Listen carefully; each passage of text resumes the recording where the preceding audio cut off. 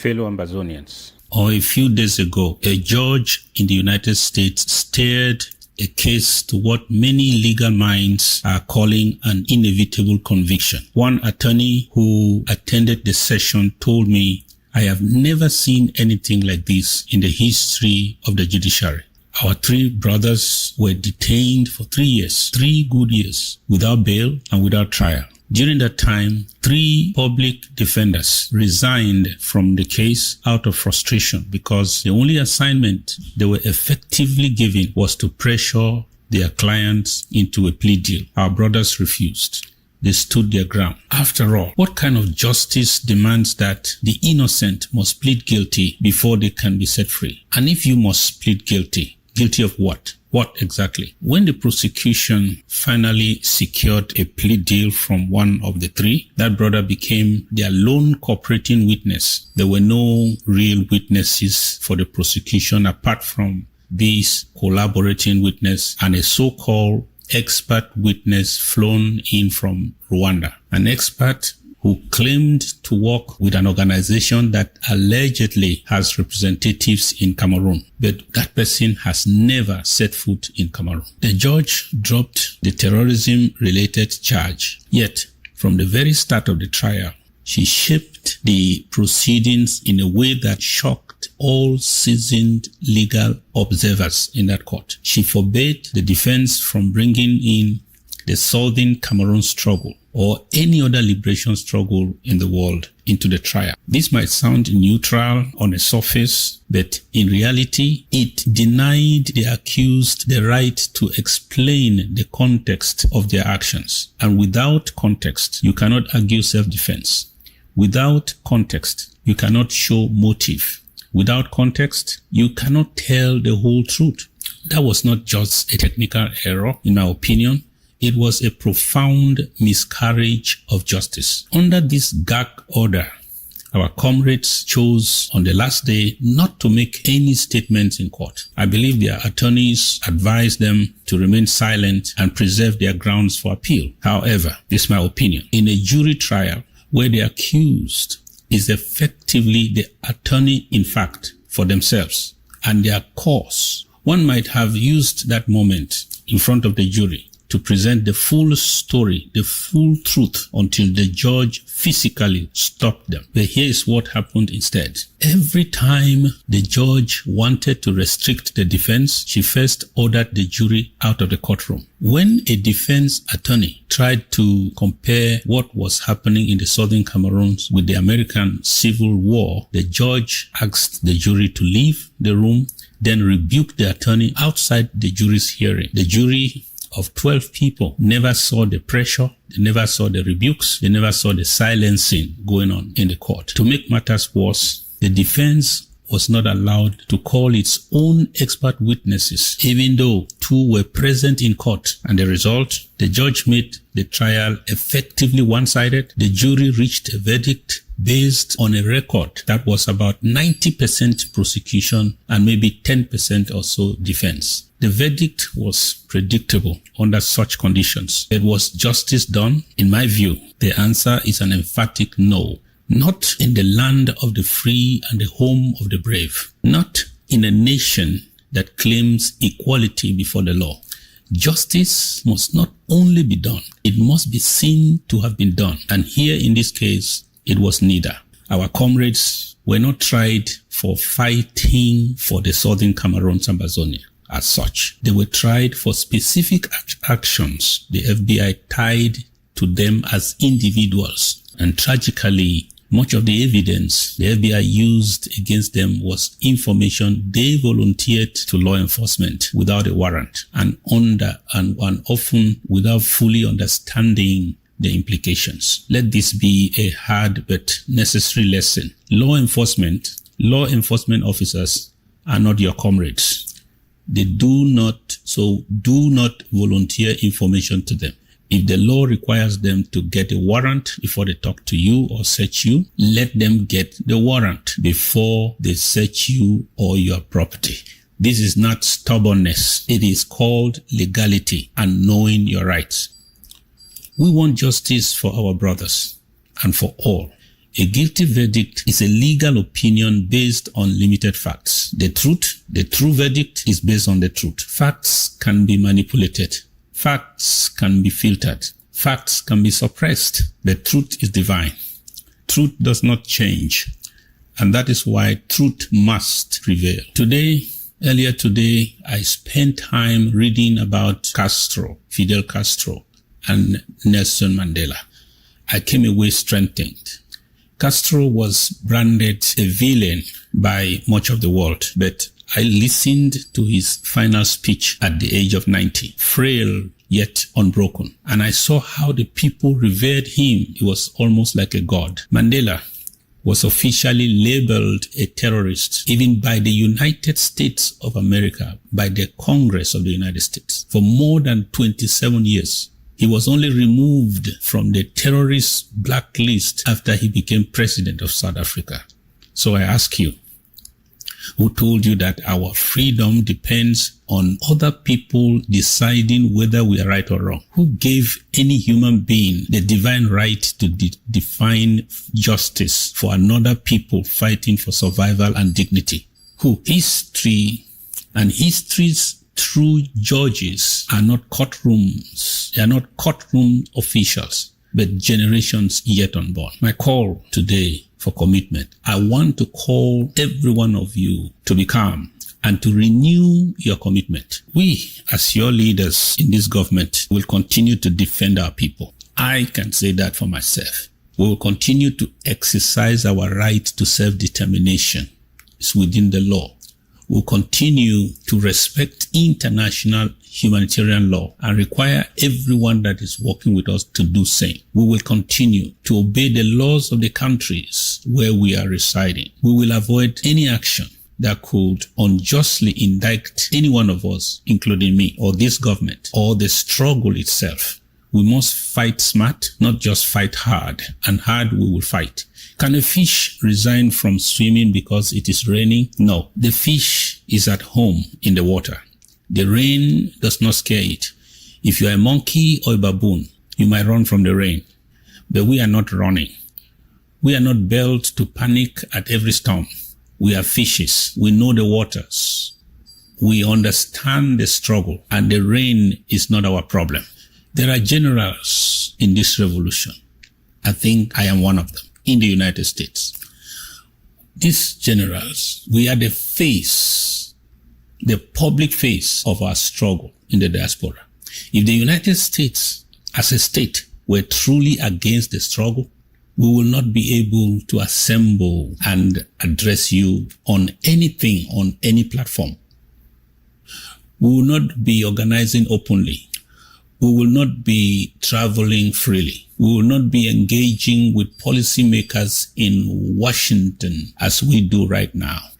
Some of us have been reported to the FBI countless times by internal and external spoilers. We know them, many of them. But the FBI does not simply pick people up because someone gossiped them to the FBI. They require probable cause and facts that can convince a judge that a crime is being committed to the point that the judge can issue a warrant before they can go after you. If the U.S. wanted to declare our activities in the United States criminal as a movement, they will move against the entire movement, not just individuals on specific actions. They will shut down our organizations. We are all registered by the state. Or they will simply designate our struggle as a terrorist entity. They have not done so. They are not in the process of doing so. They are not contemplating that. We must not live in fear of our own shadows. This injustice against our brothers must be corrected. This is why appeal court exists. This is the typical case why appeal courts exist. My only sorrow is the pain of their continued incarceration while the legal process runs its course.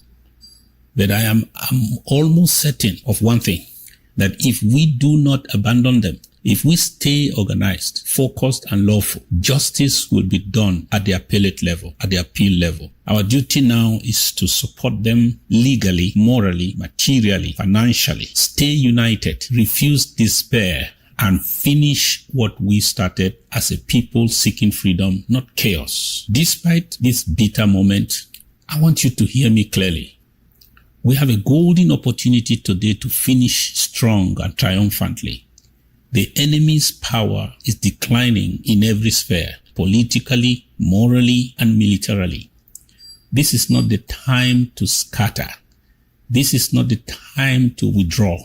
This is the time to tighten our ranks, stay disciplined in our actions and speech, stand by our prisoners of conscience at home and abroad, advance our cause with courage and wisdom. We are not done. We are not defeated. We are not refined. We are just being refined.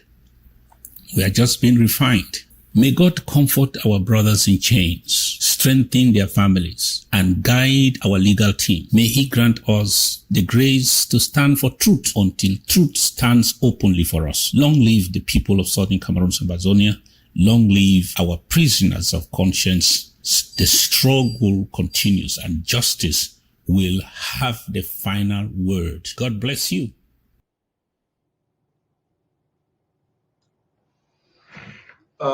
Good evening, fellow Ambazonians, ladies and gentlemen. You're welcome to this very important broadcast. I'm sure some of you would have heard or read before listening to the president what transpired in the court in Kansas City.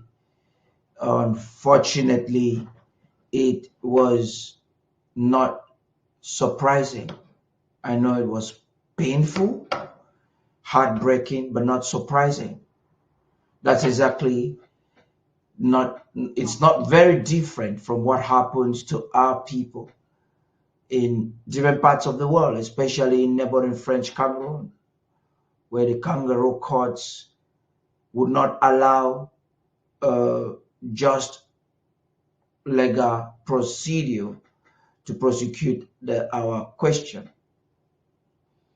But the current situation in Kansas City only helps to remind us of one very undeniable fact. The fact that the people of the Southern Cameroons had been mapped out, strategically and collectively mapped out for annihilation. Remember that they gave us names. Aranda changed it as they wanted. When we got to the point that we decided to give ourselves a name the way we feel it, they would rather want to criminalize us, maim, beat, and kill us for opting to call ourselves what is legal. What does this tell you? They understand the power of our voice. They just don't want us to talk.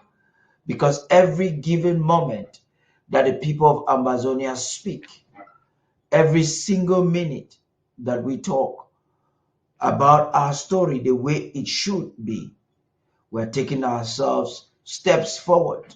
And that's what they just don't want. They don't want us to talk. They don't want anybody to listen about our story. Our historicity and legality has been carbonized through fake constitutions and through laws and through courtrooms. We have seen it displayed a couple of times in the kangaroo courts in Yaoundé. And almost the same thing is happening in the United States of America. The Kansas City case is getting more complex. Even as you've just heard from the president, they are seeking for an appeal or waiting trial so they can seek for an appeal because the situation in the courts right now is not fair. You would think that after terrorism charges have been dropped, it will make it easier. No, the charges were dropped not because of the will to drop it out because it was, first of all, false claims, but because of shadow that wants to be placed on a segment of the story that nobody wants to listen. Nobody wants to hear about what the president just described there as context. We have the lawyers here, and this evening, very briefly, before we get into the important part of this program, that is Be an Angel with ABC Amba Television, Home, HSS Women, we want to find out what is the legal standing of the president's statement. How did we defy the laws of the United States of America in our actions? And how have we suddenly become victims of our right to self-determination? These are some very important things. It's a sad time for us. This is a moment that we as a people of Ambazonia should be celebrating. I'm talking about a moment of Christmas that we need to come together to mobilize probable resources for our people that are suffering at home front and in the refugee camps. It should be a time when we are reflecting in retrospect a year as a people. But now we're thinking and re-strategizing how to ensure our freedom. Definitely it was never going to be a walk in the park. It's been 9 years, getting into the 10th year, and there is no backing down or backing out.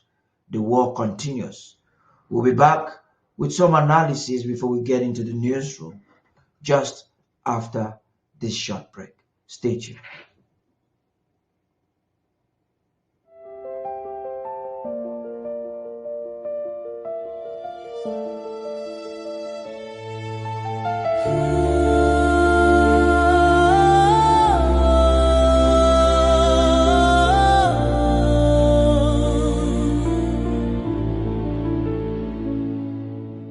Whispers of Christmas in the heart of a lamb, shadows stretched long as we take a stand. Hushed melodies carried on warm winds of grace, remembrance of love in every space. In the still of the night, under the watchful stars, we gather as one despite all the scars. Voices rise softly, like candles they glow, for the ones we have lost, for the dreams we let go. To the children who've suffered, to the souls who know pain, this Christmas we sing, hope is not in vain. The gifts that we share, the love that we give, remind us that in Christ we're all here to live. So let the carols echo, let the stories unfold, from Ambazonia's mountains to hearts made of gold. In unity we rise, with an unyielding soul, for together in spirit we know we belong. Hear the laughter of children even through the tears, their joy shines bright, shattering our fears. Though the weight may feel heavy, our dreams dance in light, for the spirit of Christmas ignites in the night. For the prisoners, the displaced, the lost in despair, in this season of giving, let love be our prayer. Wrap them in warmth, a tapestry strong, reminding the world that they too belong. So let the carols echo, let the stories unfold, from Ambazonia's mountains to hearts made of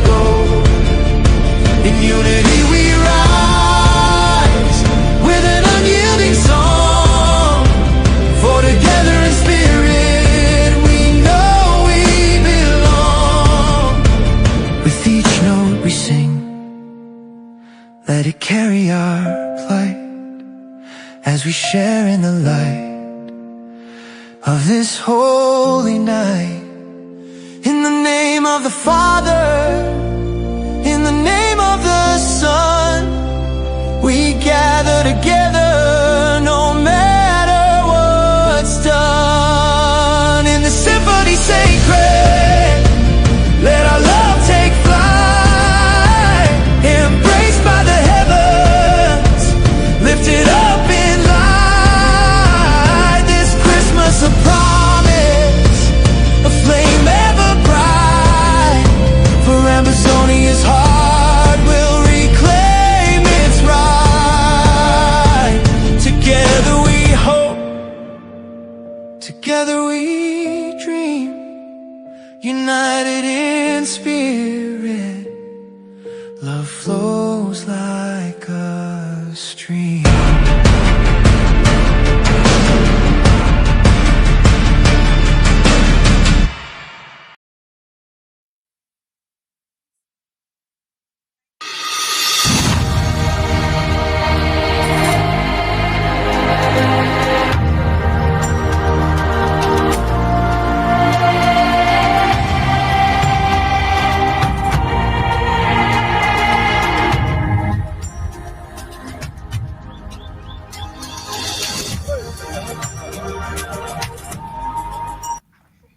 Hello, everyone.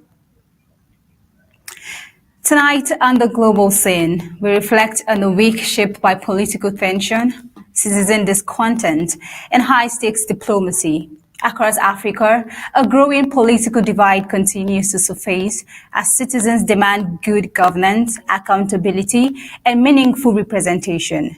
From the coups in Mali and Burkina Faso to the foiled coup attempt in the Republic of Benin, the struggle to protect democratic order remains a defining regional challenge. Talon claims calm has been restored after swift security action as the government rallied support from Nigeria, France, and regional partners to stabilize the situation and to prevent further unrest. Now we see that beyond the continent, the focus also turned to Eastern Europe, where fresh diplomatic efforts revived discussions around a possible Russia-Ukraine ceasefire. While negotiations gained renewed attention, developments on the ground continue to test the prospect of a lasting peace.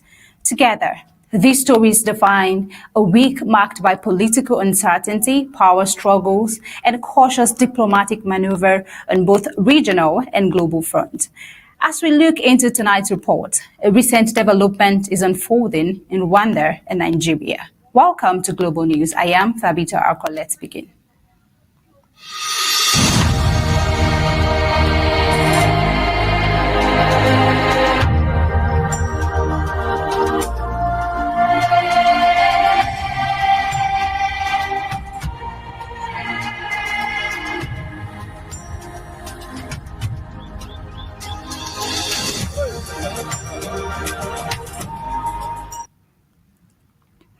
Senior U.S. lawmaker Congressman Riley Moore has returned from a high-profile fact-finding mission in Nigeria and announced plans to submit a detailed report to U.S. President Donald Trump after what he described as some of the most harrowing experiences of his political career.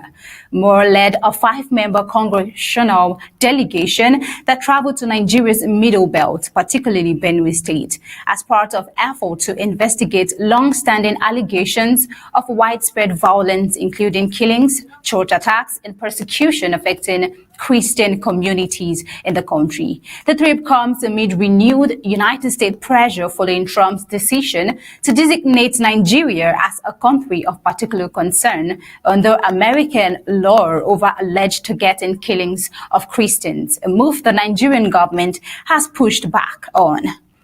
Now, what are the shocking accounts from IDP camps in Benue State, Nigeria? Looking at his visit, in an interview after the visit on Fox News, Moore shared that the delegation faced significant security threats, requiring travel through Benue in armored vehicles. He said they met directly with internally displaced persons, survivors of attacks, church leaders, traditionally rulers, and victims of violent incidents. Moore, in an exclusive interview, recounted heart-wrenching personal testimonies, including one woman who lost 5 of her children in an attack while she was pregnant, later giving birth in a makeshift camp. Another account described a woman whose husband, 2 daughters, and unborn child were killed during a raid. Let's take a listen. It was really shocking. The stories that we heard, the imagery, it was, I've never witnessed anything like that personally in my life. I met one woman, and I see you're showing some of the pictures, who had lost her entire family. 5 of her children were murdered right in front of her, and she was pregnant at the time and was able to escape. She had that child at an internally displaced camp. And I mean, you could just see that her soul had literally left her body. And there are countless stories like this. Her soul had literally left her body. Pathetic. He cited continued assault on IDP camps, where some attackers allegedly shouted Allahu Akbar while burning churches and engaging in violent confrontations, challenging narrative from some analysts that frame the crisis primarily as climate-related or economic conflicts between herders and farmers. During his comments, Moore dismissed explanations that the violence is driven chiefly by climate change or land disputes, arguing that attacks specifically targeting places of worship and camps for displaced people tally more with deliberate religious targeting, insisting that such actions point to a broader pattern of violence against Christian communities in parts of Nigeria.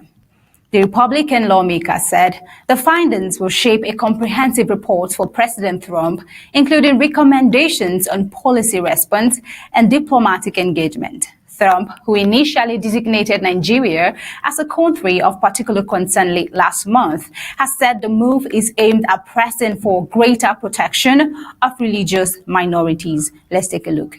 For those who say this is about climate change and land and things like that and economically driven, why would you burn down a church? Why would you attack an IDP camp? Screaming Allah Akbar. I think that it's very clear what the answer is there, right? They're trying to erase the Christians in Benue State and around Nigeria from their ancestral homeland. But is that enough view for Nigerians? The visit threw mixed reactions within Nigeria. Some groups praised international attention on security challenges, while others, including Muslim organizations, criticized the mission as one-sided and potentially sectarian, saying Muslim voices and stakeholders were not adequately included in discussions. Meanwhile, the Nigerian government has consistently framed the broader insecurity in the country, including the Middle Belt, as a complex crisis involving banditry, terrorism, and socio-economic pressures rather than solely religious persecution, and has also rejected claims that Nigeria tolerates targeted religious violence. So what happens next? Moore is expected to brief President Trump and other U.S. officials on the mission's findings by the end of the month, potentially shaping future U.S. policy toward Nigeria, including diplomatic development and security cooperation. Now, moving over to the development we're having right here with the Russia and Ukraine ceasefire. United States President Donald Trump's special envoy, Steve Witkoff, will travel to Germany this weekend for talks with Ukrainian President Volodymyr Zelensky and senior European leaders as diplomatic efforts to end the war in Ukraine gather pace. Witkoff, who has spearheaded Washington's mediation between Kyiv and Moscow, is expected to review the latest draft of a proposed peace agreement during meetings in Berlin. The Trump administration is pressing for a deal to be reached by Christmas, following multiple rounds of talks with Ukrainian and Russian officials in recent weeks, though progress has remained limited. Now, it is unclear and still very unclear which European leaders will formally attend the talks. However, the Wall Street Journal reported that British Prime Minister Keir Starmer, French President Emmanuel Macron, and German Chancellor Friedrich Merz are expected to participate. The confirmation of the Witkoff-Zelensky meeting comes days after Ukraine submitted a revised 20-point peace plan to the United States, the latest version of a proposal that first surfaced in late November and has since triggered intensified diplomatic activity. Meanwhile, fighting on the ground has continued. Ukrainian officials said Russia carried out a large-scale overnight bombardment in southern regions using more than 450 drones and at least 30 missiles. Zelensky said civilian energy and industrial infrastructure was hit, leaving thousands without electricity across 7 regions and injuring 2 people. We see that Russia's defense ministry said it's deployed a range of weapons, including Kinzhal hypersonic missiles. In Russia, the governor of the Saratov region said 2 people were killed after a Ukrainian drone struck a residential building. Now, this is the back and forth with Russia and Ukraine. Territorial control in eastern Ukraine also remains one of the most contentious issues in the negotiations.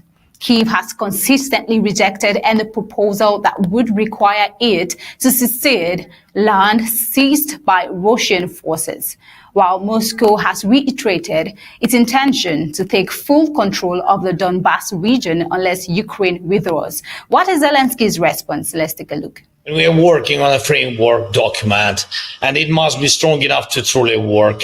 We believe this document should be approved by the United States Congress. This would mean real, solid, legally binding security guarantees for our country. Meanwhile, Zelensky has expressed skepticism about a US-backed proposal under which Ukrainian forces would pull out of parts of the region, which would then be designated a special economic zone. Under the plan, Russian forces would pledge not to advance into the vacated areas, creating a demilitarized buffer zone between opposing positions. Zelensky has publicly questioned how such an agreement could be enforced. Meanwhile, Ukraine and its European allies have said the US-led talks have produced improvement to earlier proposals that were widely viewed as favoring Russia. However, signs have emerged of growing impatience in Washington. In a recent interview with Politico, President Donald Trump criticized European leaders and renewed calls for Ukraine to hold elections. Let's take a look. Be realistic, and I do wonder about, how long is it going to be till they have an election? It's a democracy. It's a long time. They haven't had an election in a long time. Could holding an election be the way forward? And what is Zelensky's response? Zelensky said elections could take place within 90 days if Ukraine received sufficient security guarantees from the US and Europe. Elections have been suspended since martial law was imposed following Russia's full-scale invasion in February 2022. Now, as diplomatic efforts continue, European governments are also debating how to support Ukraine in the event of a peace deal, particularly through long-term security guarantees and financial assistance. Ukraine faces a severe funding gap at this time, needing an additional 135.7 billion euros over the next 2 years. Zama continues to pledge his support, and so do other European nations. Let's take a look. Vladimir, very good to see you here on nearly the 4th anniversary of this awful conflict, at a critical stage now in the push for peace. But we will talk this afternoon about the plan in some detail, but the principles remain the principles that we've been waiting on for a very, very long time, which is that we stand with Ukraine, and if there's to be a ceasefire, it needs to be a just and lasting ceasefire. And that's why it's so important that we repeatedly set out the principle that matters about Ukraine are for Ukraine. And we stand here to support you in the conflict and support you in the negotiations, and make sure that this is a just and lasting settlement if we can get that far. But you're very welcome. Much look forward to having discussions.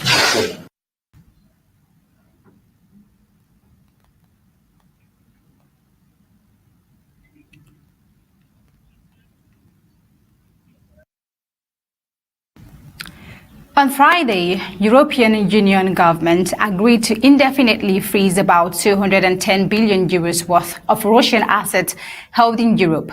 The move could allow the funds to be loaned to Ukraine if endorsed at an EU summit next week, supporting military needs and post-war reconstruction. Russia has condemned the decision, and its central bank has said it will take legal action against Euroclear, the Belgian institution holding most of the frozen assets. Negotiations are ongoing over the legal structure of any asset transfer, with Belgium expressing caution due to its legal exposure. Separately, reports suggest that the latest peace proposal envisions Ukraine rapidly joining the European Union. Is that the way forward for them? The Financial Times reported that Brussels supports accelerated accession, with Ukraine potentially becoming a member by January 2027. Now, it remains unclear whether Washington has endorsed that aspect of the plan, but that was stipulated by Ukrainians. Now, we're looking forward to Africa and coming over to Africa with the recent developments, most probably a breakthrough over the peace deal. We see that the United States has accused Rwanda of driving instability in Eastern Democratic Republic of Congo, warning that a renewed advance by the Rwanda-backed M23 rebel groups risks undermining a U.S.-brokered peace effort led by President Donald Trump. Now, addressing the United Nations Security Council on Friday, the U.S. envoy said Rwanda's actions were pushing the region toward wider conflict and cautioned that Washington was prepared to act against those obstructing peace efforts. The latest rebel gains have brought fighting closer to Burundi's border, heightening fears of regional spillover in a conflict that has killed thousands and displaced hundreds of thousands since January. Burundi has maintained troops in eastern Congo for years, adding to tensions as violence escalates. Burundi warned that continued attacks could make it difficult to avoid direct confrontation, while Rwanda rejected accusations of aggression.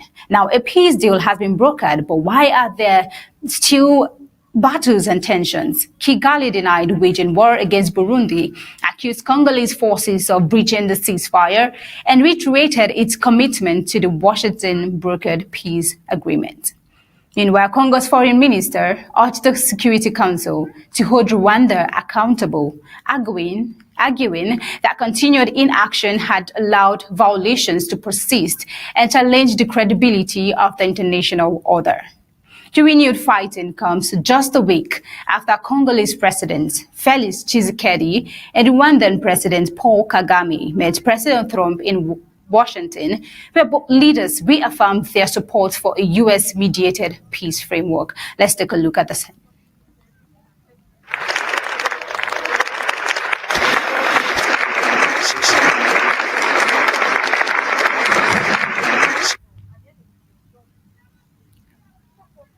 Right there, a rare show of celebration right there, but then it is short-lived. M23 rebel says it is fighting to protect ethnic Tutsi communities in eastern Congo, U.S. officials, however, say Rwanda has exercised strategic control over the group and its political wing. The Congo River Alliance, since its re-emergence in 2021, Washington alleges that Rwandan forces have provided military support, logistics, and training, and that Rwandan troops have operated alongside M23 fighters inside Congo. Rwanda has repeatedly denied backing M23, instead blaming Congolese and Burundian forces for reigniting hostilities. While M23 is not part of the Washington-led negotiation, it has been engaged in separate talks with the Congolese government hosted by Qatar, but will parallel diplomatic tracks at this time prevent further escalation in one of Africa's most volatile regions, the Democratic Republic of Congo. Now, as the news unfolds, we'll definitely bring you up to speed with a recent development.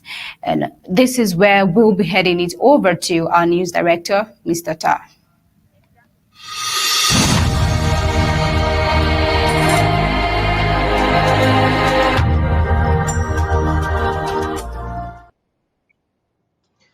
Thank you very much, Tabitha, for that wonderful coverage there.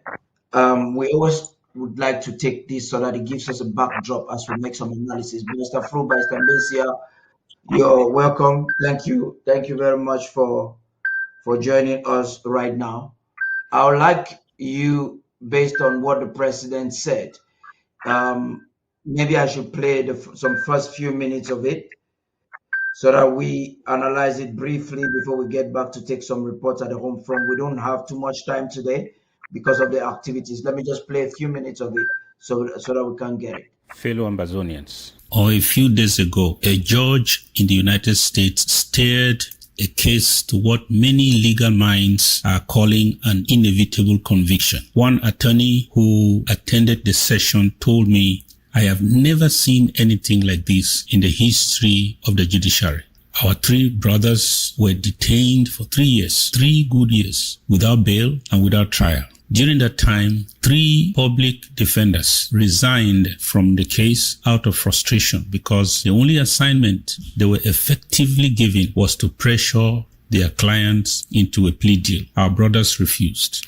They stood their ground. After all, what kind of justice demands that the innocent must plead guilty before they can be set free? And if you must plead guilty, guilty of what? What exactly? When the prosecution finally secured a plea deal from one of the 3, that brother became their lone cooperating witness. There were no real witnesses for the prosecution apart from this collaborating witness and a so-called expert witness flown in from Rwanda. An expert who claimed to work with an organization that allegedly has representatives in Cameroon, but that person has never set foot in Cameroon. The judge dropped the terrorism-related charge, yet from the very start of the trial, she shaped the proceedings in a way that shocked all seasoned legal observers in that court. She forbade the defense from bringing in the Southern Cameroon struggle or any other liberation struggle in the world into the trial. This might sound neutral on the surface, but in reality, it denied the accused the right to explain the context of their actions. And without context, you cannot argue self-defense. Without context, you cannot show motive. Without context, you cannot tell the whole truth. That was not just a technical error, in my opinion. It was a profound miscarriage of justice. Under this gap, I think that's where we should begin this conversation, Barrister Fru. This is what is coming in from Kansas City. It gets the whole situation even more complex. At a time, we thought we have resisted for over 3 years. Barrister Fru, Barrister Mbeseha, I want us to first of all, analyze the backdrop of this and what the president just said there, the legal standing of it, very briefly, because we really don't have enough time before we move into the events of this evening. I'll begin with you, Barrister Fru. Yes, buddy. The president's outing does not, I repeat, does not chastise the legal system in the United States. It's about a particular judge and the posture and the actions taken by that particular judge, which in all fairness to all defense lawyers across the world is against the interests of the defense.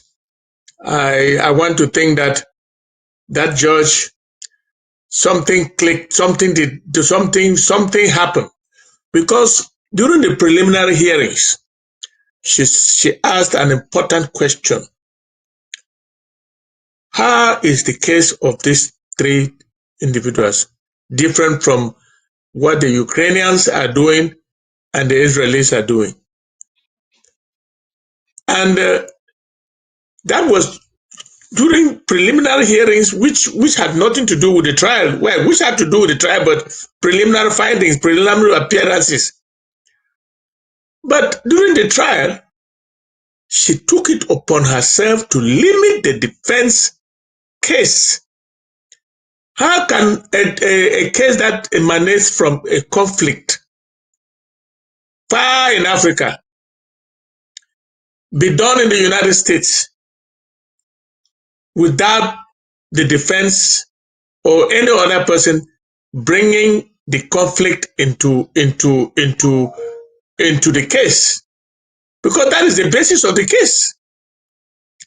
I really don't understand what I have to believe that she knows that she's going to be attacked on appeal, because she did what no judge will do.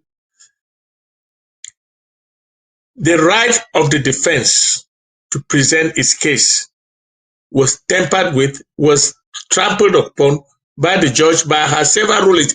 And to make it worse, each time that she takes those rulings, she sends away the jury.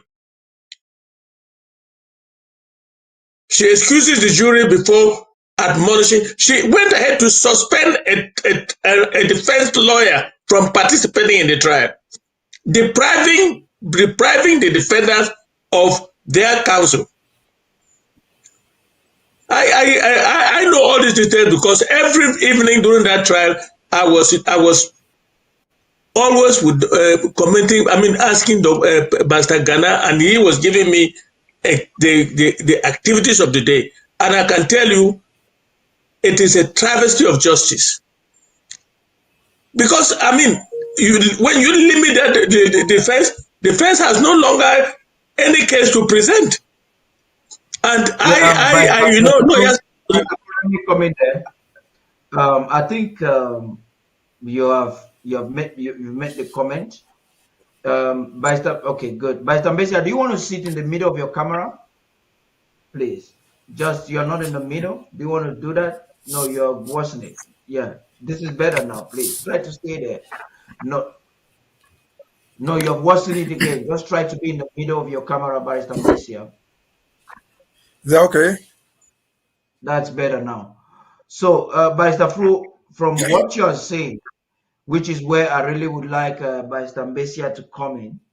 I'm sorry if I'll be cutting us because we really don't have too much time and we have a lot to cover. You are saying that there are very high chances that this judge was biased, but yes, there are those who are arguing, according to the stance, that she avoided the situation because she wanted to tackle where the defendants allegedly would have committed crimes within the United States of America. Do you think those claims have any legal bearing, Barrister Mbeseha?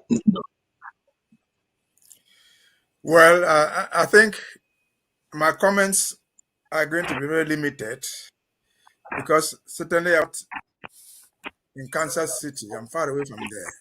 So I can only say what I know from what I've heard, assuming that what I've heard is the right thing.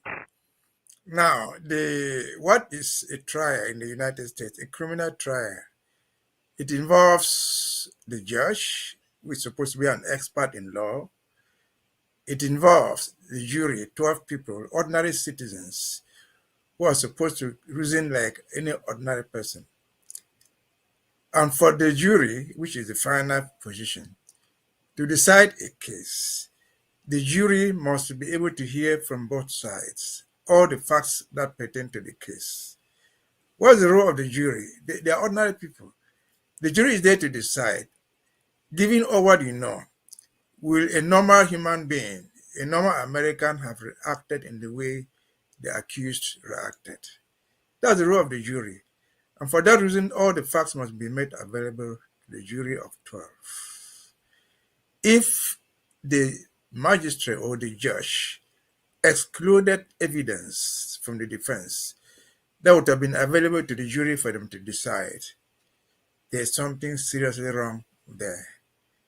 Because any criminal trial in the United States, no judge, no magistrate, nobody should tell the defendant the limit of the defense that he or she can bring in. Go to the sky, go to the moon, and bring all the defense. Let all your defense be on the table. And the judge and the jury will decide whether under normal circumstances, given all the evidence available, the person accused would have behaved the way he behaved, he or she behaved, the way he's being charged, he or she is being charged now before the court. If that is not done, I guess there's something strongly wrong there. If the judge excluded some evidence, I think there's something serious about that.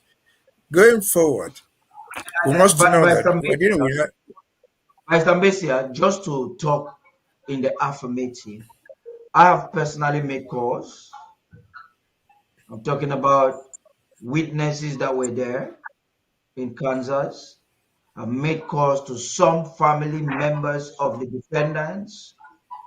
And I can tell you on the affirmative that,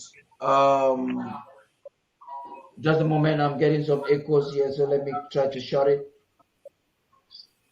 I can tell you on the affirmative that the judge avoided the defendants to talk on to give reasons. And that's why you have the president saying without context, there's this. The president is saying without context, there's no justice, because the judge limited it by saying they have committed a crime within the United States of America, a crime of that the actions they took by allegedly sending funds or enabling people on the ground, allegedly, the judge said that is crime against United States laws. But this is what we had the lawyers that came on this platform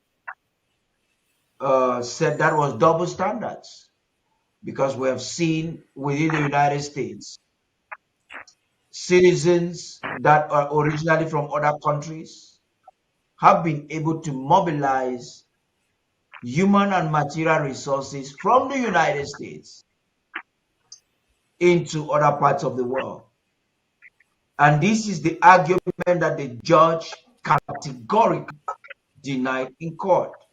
One of the spouses said the judge had pre-notified them that she was not going to tolerate this argument, and she did so. This is where we are. We will definitely be back. We'll definitely come back. But let me say one little thing. I've not landed, and then you cut me. I have concluded. Okay, I don't know what that's what I've not concluded. Let me land. Because you're trying to switch to something so much in the case for us to analyze. Now, what you have spent 2 minutes talking is what I was going to land on. The evidence you are giving there, what you are saying is what you and me are saying. That's what the defendants are saying. That evidence is not on the record. It's not on the record. And so I had said that when somebody is charged, the judge does not charge anybody. The prosecution charges you. It is their duty to bring evidence to substantiate the charge. The judge is simply there to say whether this thing fits within the law. The role of the judge. And the jury is to sit there and say, okay, we're ordinary Americans.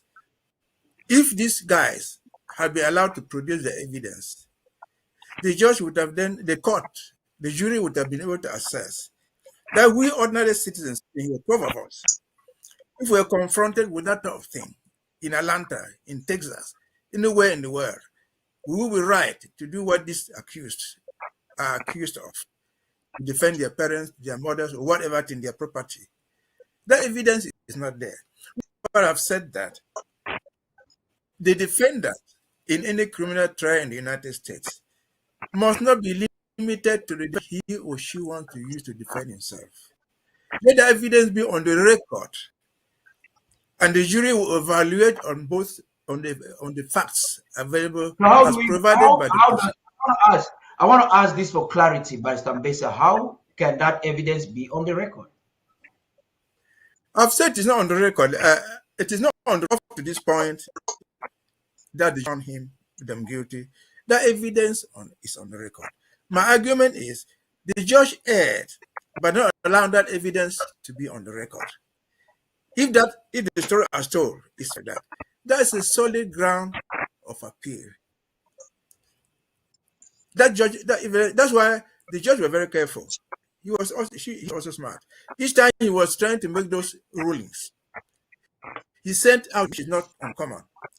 He doesn't want the jury to hear the instructions he's giving to the lawyer, to the parties, because that might influence their judgment. Them out. But what you're saying there only buttresses my point that there was some form of bias. If we're talking about probability, if that's true, that means there was some bias in the procedures and the proceedings. Just so we have too much in this thing. I'm still going to make other aspects.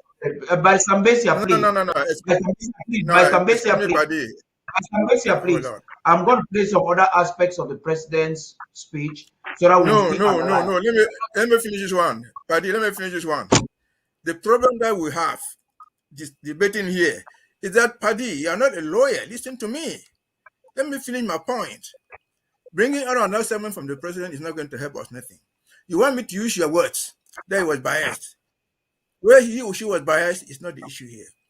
I've made the point. And as I was trying to say, in the American system, during that type of trial, whatever is the trial in America, this is American justice system. The judge can be corrupt. That's possible. The judge can make mistakes. That's possible. The judge can just be ignorant. Those are three possibilities. So I don't want to say he was biased. But if these facts are like that, if what you have told me is correct, then the judge missed something there. And under the American system, what happens after that? That's why the American legal system talks of appeal. That's a single judge sitting there. Because the case goes on appeal. When the case goes on appeal, there are three judges to sit there and look at what the judge was saying and look at and decide whether the judge was wrong or right. That's the reason they call appeal. Because on appeal, there will be no jury there. They just deal with the facts and the law. Because the appeal is three judges who are all lawyers. You see whether they're Mbeseha, please. Mbeseha, I understand that you're a lawyer and the jargons of law, but you see on this platform, I'm not trying to use complex language of law. I'm talking to basic Ambazonians that will understand. And I'm very right to say that, like you have said, if the facts you have given are correct, then the English word bias is contextually right for me to use. Mbeseha, Fru, you want to make a brief comment so we can move forward, please? I don't know. It would have not been fair to bring this topic and cut it short.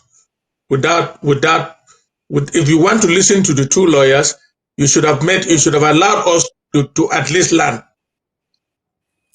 I said, even on cross-examination, there is a basic principle of law. On cross-examination, there are some exceptions, but when you stay within the relevance of the case, the sky is your limit. How can anybody block a defense lawyer on cross-examination not to ask the question? Why don't you listen to the question? The question gets into the record before you block the lawyer. She suspended a defense counsel for bringing up a defense principle that is related to self-defense. She blocked a lawyer because the lawyer tried to tie the American War of Independence to the war in Ambazonia. She did not want to hear. She said when she gave her instructions, she banned anything about genocide. She banned anything about fighting. She banned anything about La Republic of Cameroon. She banned anything about self-defense. What was left for the defense? Nothing. Nothing. And of course, American lawyers have their own tactics. If I were doing the case, I will still put my client on the witness stand, let her rule. It continues to pile up in the record. Like Mbeseha rightly said, nothing entered the record from the defense. So there was no defense. There was no defense. It was all the prosecution's case. And the jury had to rule based on what the prosecution presented. And that was miscarriage of justice. That's true. I guess we're saying, all of us were saying the same thing. If I am understanding English and the analysis that the both of you are saying, which the both of you agree with each other, the word bias is a very legitimate word for me to use. I will not say that. I will not say that as a lawyer using the word bias. I'm with Barrister Mbeseha. We cannot cast aspersions on a judge based on bias because we don't have the total facts. We cannot do that. But all we are saying is that she violated basic principles of defense. It violated the basic principles of hearing the both parties. She violated the right of the defense to present his case. That's what we are saying. Okay. We are not accusing her for being biased. We are not accusing her for being biased. We are not accusing her of anything because we don't have any facts to go by. Thank you. Good. So you're accusing her of violating some principles allegedly. So yes. Okay. We'll be back. We'll be back with the second phase of the discussion. But let me just add something so we can close this chapter. The problem, what we have at stake, if all these facts are true, on the record, we will show that at this particular time, the judge ordered the jury out and gave instructions and ordered them back. It would the appellate court will say, but why do you send? Why? What was secret that you didn't want? That's correct. The defendants who are on appeal now will explain, well, this is what happened. And again, I've said the three-panel judge that will hear the case on appeal they're essentially lawyers. If the judge did what they are saying, it will mean that the judge was acting on evidence, not on record. She had previous knowledge. How did she know that people are going to raise the issue of Cameroon, of Ambazonia? How did she know the evidence was not there? Correct. The evidence was not there. So on what foundation did she find that this evidence? And I like that argument you're bringing there, but it's a very critical aspect of this discussion and what has just transpired in Kansas that I want to bring it after, because I know the judges and the FBI, the State Department, and they are watching this program. I want them to actually see what the Cameroon army and the situation of our people is happening at the home front. Then we will come back to address an important aspect of this case, the current state of it, and why there are some who think this phase is just getting even more complex. Let's get into the newsroom and we'll be right back.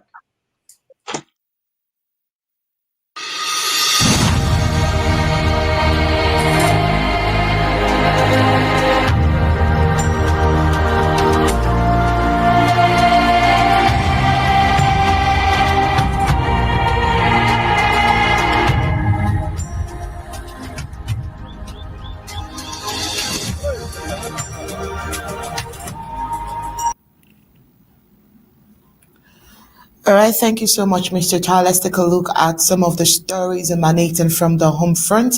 Earlier yesterday morning, a fuel tank explosion in Likomba left several people dead and over 20 buildings reduced to ashes.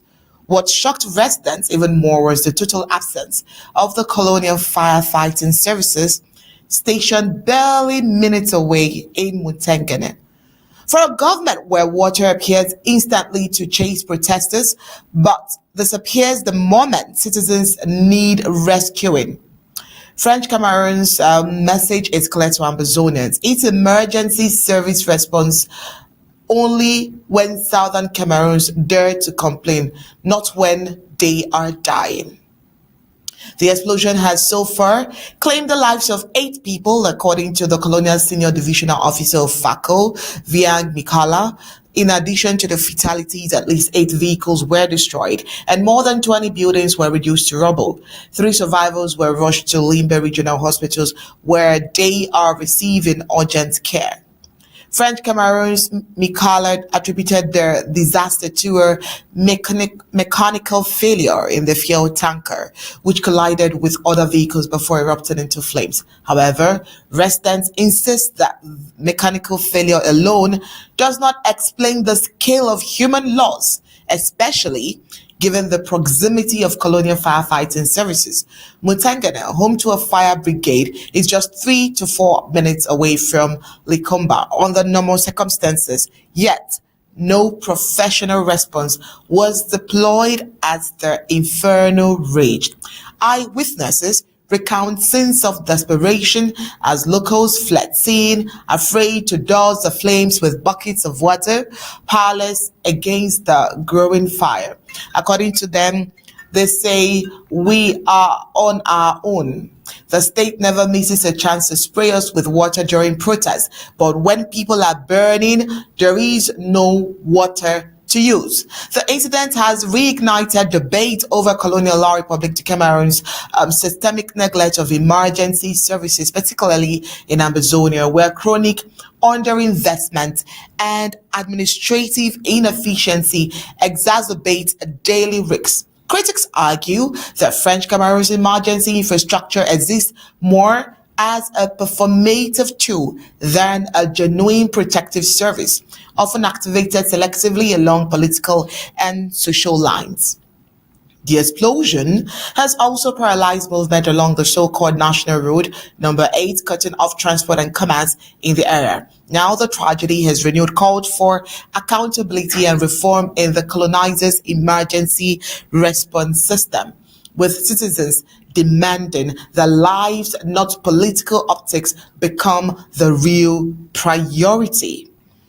All right, away from there, let's head into these very sad reports where nearly a month after her abduction, Rhoda Mikele, a sick breastfeeding mother, remains missing, taken by colonial gendarmes from her hospital bed in Kumbo on the 21st of November 2025.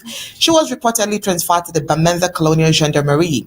Families and loved ones remains in the dark about her condition and that of her infant. For many in Ambazonia rather, this is not a strange incident. Citizens are accustomed to this disturbing pattern of colonial military-led disappearances. Rhoda Mikele, a nursing mother battling illness, was forcibly abducted from her hospital room in Kumbo by colonial military thugs on the 21st of November. Witnesses report that she was loaded into their military vehicle and transferred to the Bamenda Colonial Gendarmerie, where her fate has since been shrouded in silence. Her disappearance has reignited outrage across Ambazonia, where citizens have grown increasingly accustomed to French Cameroon's military-led abductions, often targeting civilians, women, and activists, children as well. These disappearances, critics argue, have become routine, leaving families without answers and eroding trust in state institutions. Nearly a month on, no updates have been provided by BS authorities about Rhoda's condition, and her infant remains deprived of maternal care. The lack of accountability and transparency has prompted growing demand for immediate action. Residents and human rights groups are urging anyone with information about Rhoda Mikele's whereabouts to step forward and hold the colonial military accountable for their role in these enforced disappearances. All right. And moving away from that, let's head into Abdul Karim again, where he has written and he has titled this A Call to Conscience. Well, the words of Abdul Karim from the French Cameroon dungeon reads as follows. He tries to start the report with Matthew 23 to 24, where he reminded of all the importance of prioritizing justice, mercy, and faithfulness. Unfortunately, many religious leaders in Colonial La République du Cameroon has fallen short of this expectation. Instead of standing up for the oppressed, they often choose to remain silent or take sides with the powers that be. According to Abdul Karim, he says both the Bible and Quran emphasizes the need for justice and compassion. He says Muslims are commanded to stand firm for justice and be just. Also, similarly, in Matthew 25:31-46, where he said that the word teaches that serving the least amongst the people is equivalent to serving him. He tried to list another Bible passage in Proverbs, where he also urged believers to speak up for those who cannot speak for themselves. Religious leaders have a sacred responsibility to stand up for the oppressed and marginalized. When they fail to do so, they betray the trust of their followers and compromise their faith.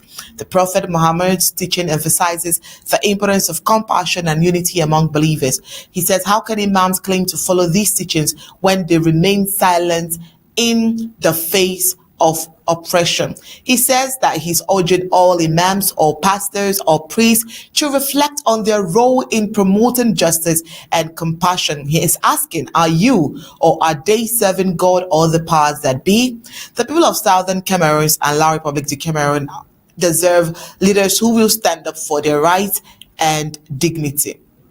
According to Abdul Karim, he says, let all heed the words of Jesus and Muhammad and strive to be agents of justice, mercy, and faithfulness. He says that all must not remain silent in the face of oppression, but rather speak truth to power and stand up for the rights of all people.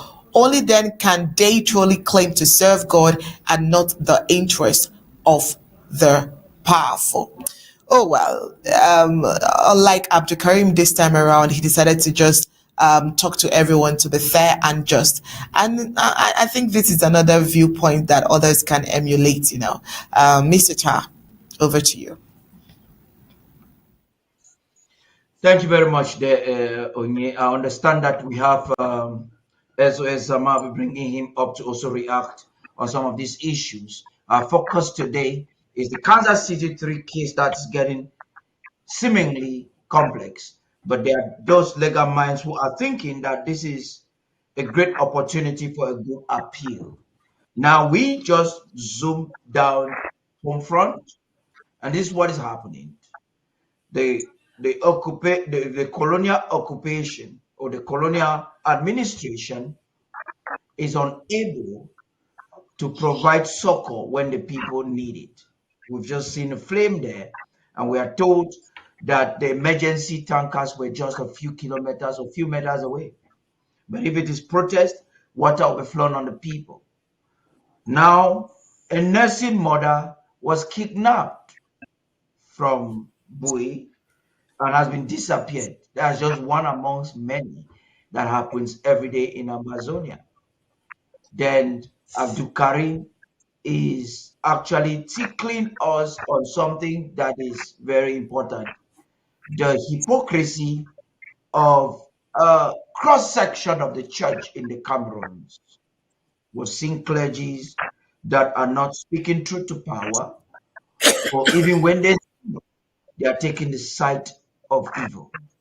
It is an unfortunate scenario that the world wants the people of Ambazonia to stay quiet, because apparently from what we discussed earlier on, it's a strategic attempt to shut the voice of the people of Ambazonia not to speak of these critical issues. Please, I begin again with you, Barrister Fru, as you combine all of this together in reflection of what is happening in Kansas City. Doctors. Paddy, I don't see how I can tie the atrocity acts of La République du Cameroon to the Kansas City 3. To me, the Kansas City 3 was pure. Was a legal battle that was one-sided. But for what La République is doing to us,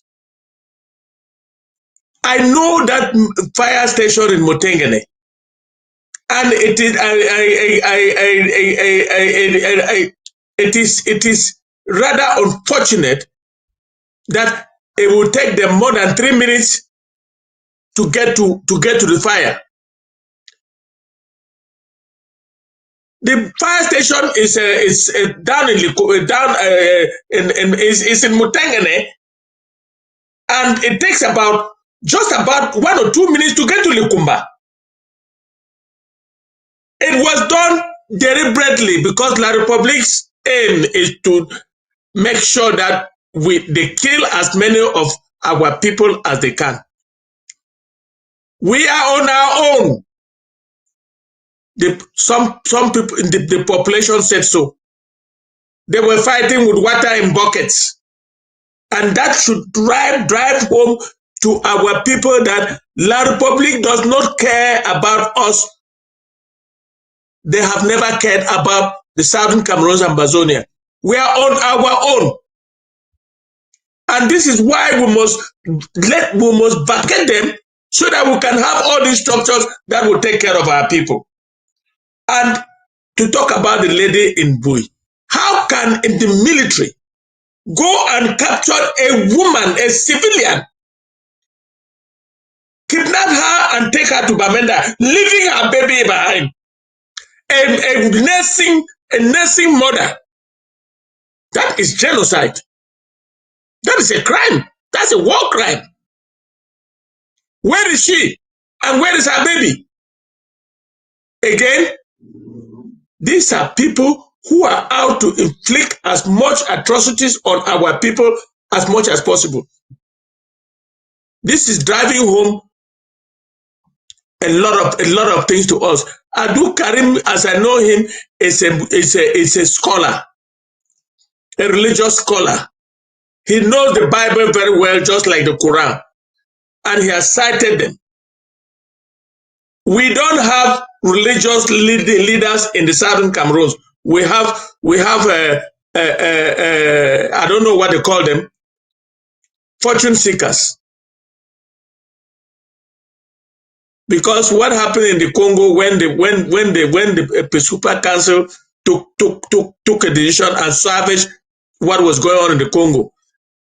But in the Cameroon's case, they go and get their money from Yaoundé. They go and get their pajeros from Yaoundé. They go all over the place. They have the imams are taken care of. Everybody is taken care of. They don't give a damn about their followers. And it took a religious scholar like Abdul Karim sitting in prison in Kondenge to remind them their role. The role of the church is to speak for people who cannot speak for themselves.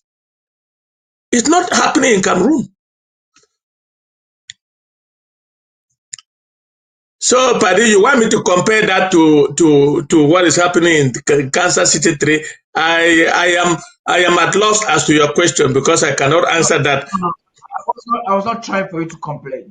I was saying that in reflection of what is happening in the Kansas City, we feel like the defendants were not given opportunity to express themselves. I was not trying to. They were not. That to us lawyers is a. Let me speak now. That's one of the problem. Let me finish. That's one of the problem the people of the Southern Cameroons are facing, where they don't want us to talk about our history. They don't want us to talk about our story.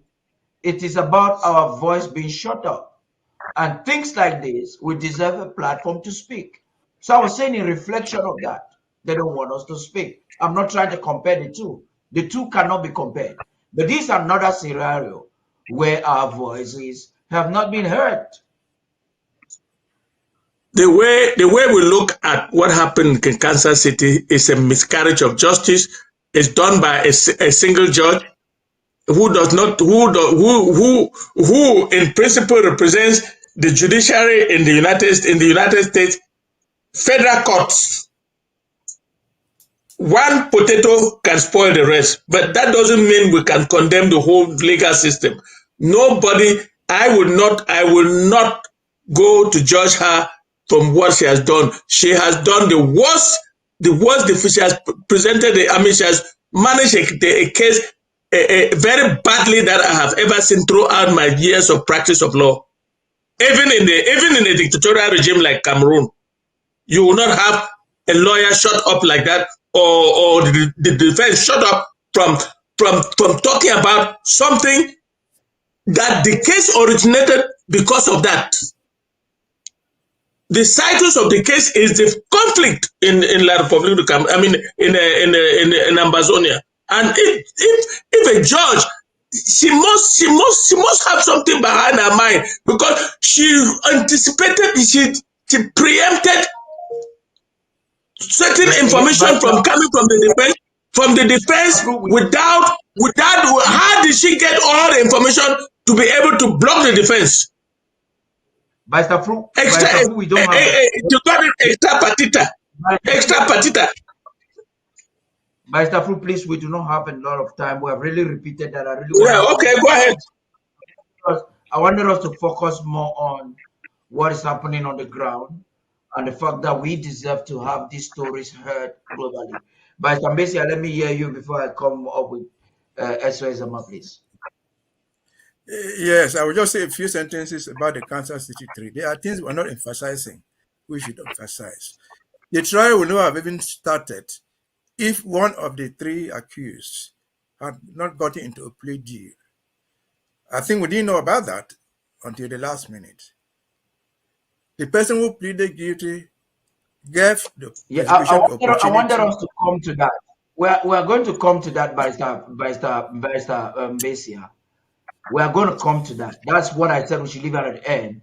Let us look at the case now so that we follow some chronology. Okay. Let's look. If we want to talk about what is, if we want to talk about what is on the ground that you have said, you have mentioned three things: the Motengene Elikumba fire disaster, what happened with the woman in Bamenda, and what Abdul Karim wrote, religion. Let me start with what happened in the Kumba. It's a fire accident. They claim that there's a firefighting station in Motengene. Is there one? I doubt. If there's one there, it must be window dressing. Because if the firefighters got there, and I'm sure they got there, but they were told that they came from Limbe, far away, not less than 15, 20 kilometers away. And so the one in Motengene, if there is anyone there, has no meaning. But why should there be a useless firefighting station in Motengene if there was even just one there? Why? We don't forget that Motengene is home to the only police college in Cameroon. It's a very large security institution. The second one in Yaoundé is for the higher police, but the thousands of policemen who are trained in Motengene. So that school by itself, which is less than 500 yards from Nukumba, where the accident occurred, should have a firefighting department. If they don't have one, I wonder what thing they are trying to do. Fast forward in a way. We're reading from the report. Who is giving us this report, telling us that the vehicle had brake failure and so on? This report is given by the DUO. The DUO? What capacity has the DUO to give reports about accidents? An administrative officer who sits in his office, he lacks pencils for himself, he doesn't have a beak to write something. Ordinarily, an accident like that, we should expect to see a report from the police or gendarmes, those who are in charge of investigating those things, not an empty DUO. The DUO has no competence to give reports on accidents. How did the DUO know that the truck had no brakes? How did he know it? Use his torchlight, his empty eyes, or what? It should never have happened. It is wrong. Because in West Cameroon, we have something they call the VIO, Vehicle Inspection Officers. That Vehicle Inspection Officer Department should have been able to inspect that vehicle, that truck, to be sure that the vehicle is roadworthy. If there are no brakes there, they are the one to determine it. And so you don't let a truck onto the way without brakes. When an accident occurs, a stupid man called DUO comes from his office and gives a report. That is common in Cameroon. That is manifestly illegal. That's manifestly incompetent. DUOs have no competence over accidents. And I've said this many times before. They do this under the duration of a chef de terre. Once it happens to Tico, he's a chef de terre because certain people appointed him from Yaoundé and gave him that land, and anything that occurs within that territory to be under his jurisdiction. Yes, it might be chef de terre. If something concerns education, we look for the education officer there, not the DO. The DO is not a teacher. And accident occurs, we go to the police, or gendarme, whatever it might be, because they're supposed to have the equipment. Short, they should go to the VIO. In West Cameroon days, there was a VIO, it was the chief of police. They were trained for that purpose. And so that nonsense of a report from the DO is what has no value, because the DO is not competent. Fast forward to what happened to the woman in Bamenda. But so I was wondering, lovingly, what they do with the woman. No, they have something important for her. They're sexually starved. They don't care whether you have given birth today or tomorrow. They will rape you. They will use you as a sex slave to satisfy their wicked intentions. And so they don't see. There's no doubt. I confirm with Mr. Nsoh. That's a crime. That's a war crime. That's a crime against humanity, where you take the vulnerable, the woman, a nursing mother, abandon her child, and take her to jail. Wherever the jail is, it is wrong. That man should be charged for crimes against humanity, which is part of the war crimes, that we know. Then fast forward again to what Abdul Karim said. He has been saying that for a long time. What is the role of the church? Be it call it religious organization, not necessarily church. The Christians, the Muslims, the little that goes with religion. What is the role of this group of people? They are supposed to be there to help the helpless, to soothe the suffering. But they are not doing it. Why? They are either politically motivated or they are emotionally too weak. 2 years back, we have been debating about Reverend Funky, who was the moderator of the Presbyterian Church. We have spent hours and hours on Archbishop Andrew here and others who have failed in their religious missions. They have come to believe that religious business is telling the story that as the administration wants it. That's not the role of government. That's not the role of the church. And again, we sat here just 3-4 months ago, after 3-4 months before the elections. We saw Archbishop Andrew lead a delegation to the presidency. He is the president of the Episcopal Council. He went there with other bishops to say what? To tell Ngongo, we shall accompany you before, during, and after the elections. And what happened before the elections? People were just ruined. They disqualified people, they caught people and jailed them. The church said nothing. During the elections, there was massive fraud.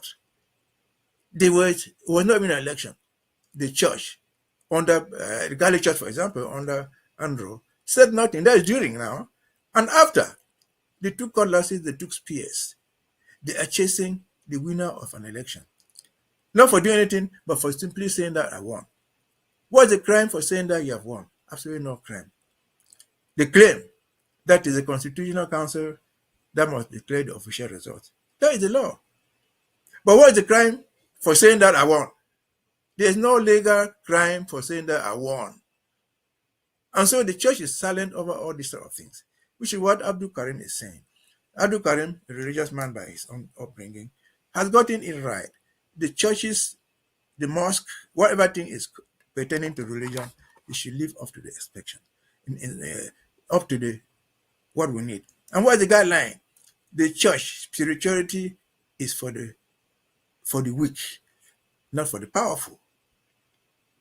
Because if the Pope arrives tomorrow and is lining up to go and take communion, he will be the first man to take communion before the Pope. But it is taking a communion before the Pope or sitting in front of the line of the church doesn't make him a good human being. Christianity, religion, does not recognize you as a good person by the robe that you wear, whether as a pastor, whether as a priest, or whether as an imam. That's not what God is looking at least to our own understanding. And so that's what Abdul Karim is saying. And we've been singing that song forever and ever. I think that's what I have to say about those 3 points. Over to you. Yeah, thank you very much, Barrister Mbeseha, for that. SOS Zama, you're welcome. I understand that we couldn't get you on time, but we're glad that we finally got you here. Amazing that you finally came. Okay, you've probably entered the discussion in the middle, but you have some backdrop. We'd like to hear your opinion before we move into another important aspect of it. That will be concluding the conversation with it. You watched, I noticed when you came in, you had the opportunity to actually watch the news. You've heard some of these commentaries. Let's hear your opinion before we move into the next phase. I think I'll give an input regarding the fire and probably the church regarding our struggle. I think the church has been a total failure of their parishioners in this fight. And they've not done a single thing. People have been killed in their churches. People have been killed on their way to church. And the church leaders haven't really responded. In a church where the shepherd is leading from behind, they have to throw away that shepherd because the sheep is leading the church. At this point, they fail to see a lot of history regarding religious figures in struggles. You can see in Africa, Desmond Tutu. You can see Oscar Romero in El Salvador. You can see Dietrich Bonhoeffer in Germany in the 30s when Hitler was killing people right and left. But they were able to speak truth to power. They were able to stay with their constituencies. The church, the Presbyterians, the Catholics, the imams have all failed our citizens. And I think we have to start looking at that relationship. If they have to stop going to churches on Sunday or stop going to Friday prayers, that's something they have to do to be able to get these people's attention. Until that time comes when they realize where the pocket money comes in from, they'll start thinking twice what to do, who is the boss. They are just another leader, not because they are the best, not because they are the most pious, but just for the main time that they are there to lead the congregations. And we are asking them to lead. And if they are not able to lead, let them get out of the way, because the herd is going to run them over. We see that when herdsmen don't lead from the front, they lead from the back. Their cattle goes anywhere and destroy things. Regarding the fire in Victoria or in Likumba, it's rather sad because it's a poor decision they really made to start with. They saw this explosion had already taken place. They would have sought to protect properties. They would have sought to protect other things that can respond to water. Water does not turn off, does not extinguish an electrical, a chemical fire. We can use something like carbon dioxide or something, but those things might not have been available. So the next best thing they could have done was to protect life and property around that area by damping it with water and all whatnot. But they did the obvious. They poured water, some water that they put in and let people pour water on it. And of course, the explosion went larger and larger as they added water. So those things, those are the limitations. It's sometimes lack of capacity, lack of deliberate education, but those are things that happen. Those tankers ply those roads at high speed, and they are not managed well. Like Barrister Mbeseha said, there's nobody inspecting those vehicles. They stop them to collect money and not to inspect the roadworthiness of those vehicles. So those things happen, and we as a people have to maintain that authority over the police people. We have to. These vehicles should not be driving during a certain time of the day with the population, especially in concentrated areas. And until then, we will keep managing to see what can be done.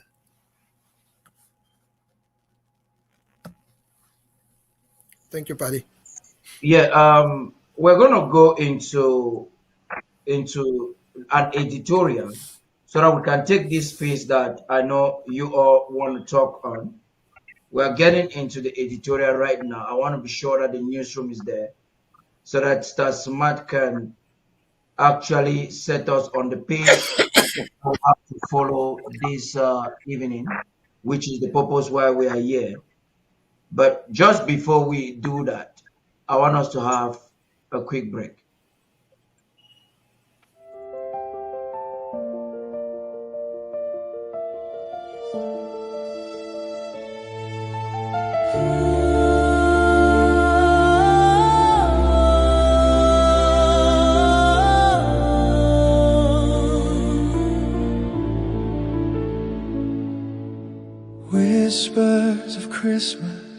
in the heart of a lamb. Shadows stretch long as we take a stand. Hushed melodies carried on warm winds of grace. Remembrance of love in every space. In the still of the night, under the watchful stars, we gather as one despite all the scars. Voices rise softly like candles, they glow, for the ones we have lost, for the dreams we let go. To the children who've suffered, to the souls who know pain, this Christmas we sing, hope is not in vain. The gifts that we share, the love that we give, remind us that in Christ we're all here to live. So let the carols echo, let the stories unfold, from Ambazonia's mountains to hearts made of gold. In unity we rise with an unyielding song, for together in spirit we know we belong. Hear the laughter of children even through the tears. Their joy shines bright, shattering our fears. Though the weight may feel heavy, our dreams dance in light, for the spirit of Christmas ignites in the night. For the prisoners, the displaced, the lost in despair, in this season of giving, let love be our prayer. Wrap them in warmth, a tapestry strong, reminding the world that they too belong. So let the carols echo, let the stories unfold, from Ambazonia's mountains to hearts made of gold. In unity we rise with an unyielding song, for together in spirit we know we belong. With each note we sing, let it carry our plight, as we share in the light of this holy night.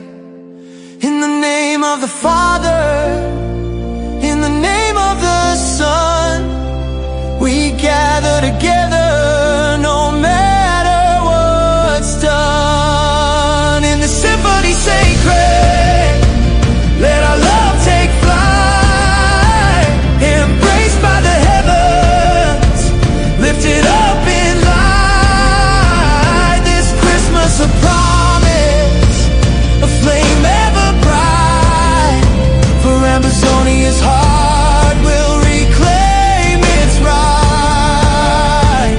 Together we hope, together we dream, united in spirit, love flows like a stream.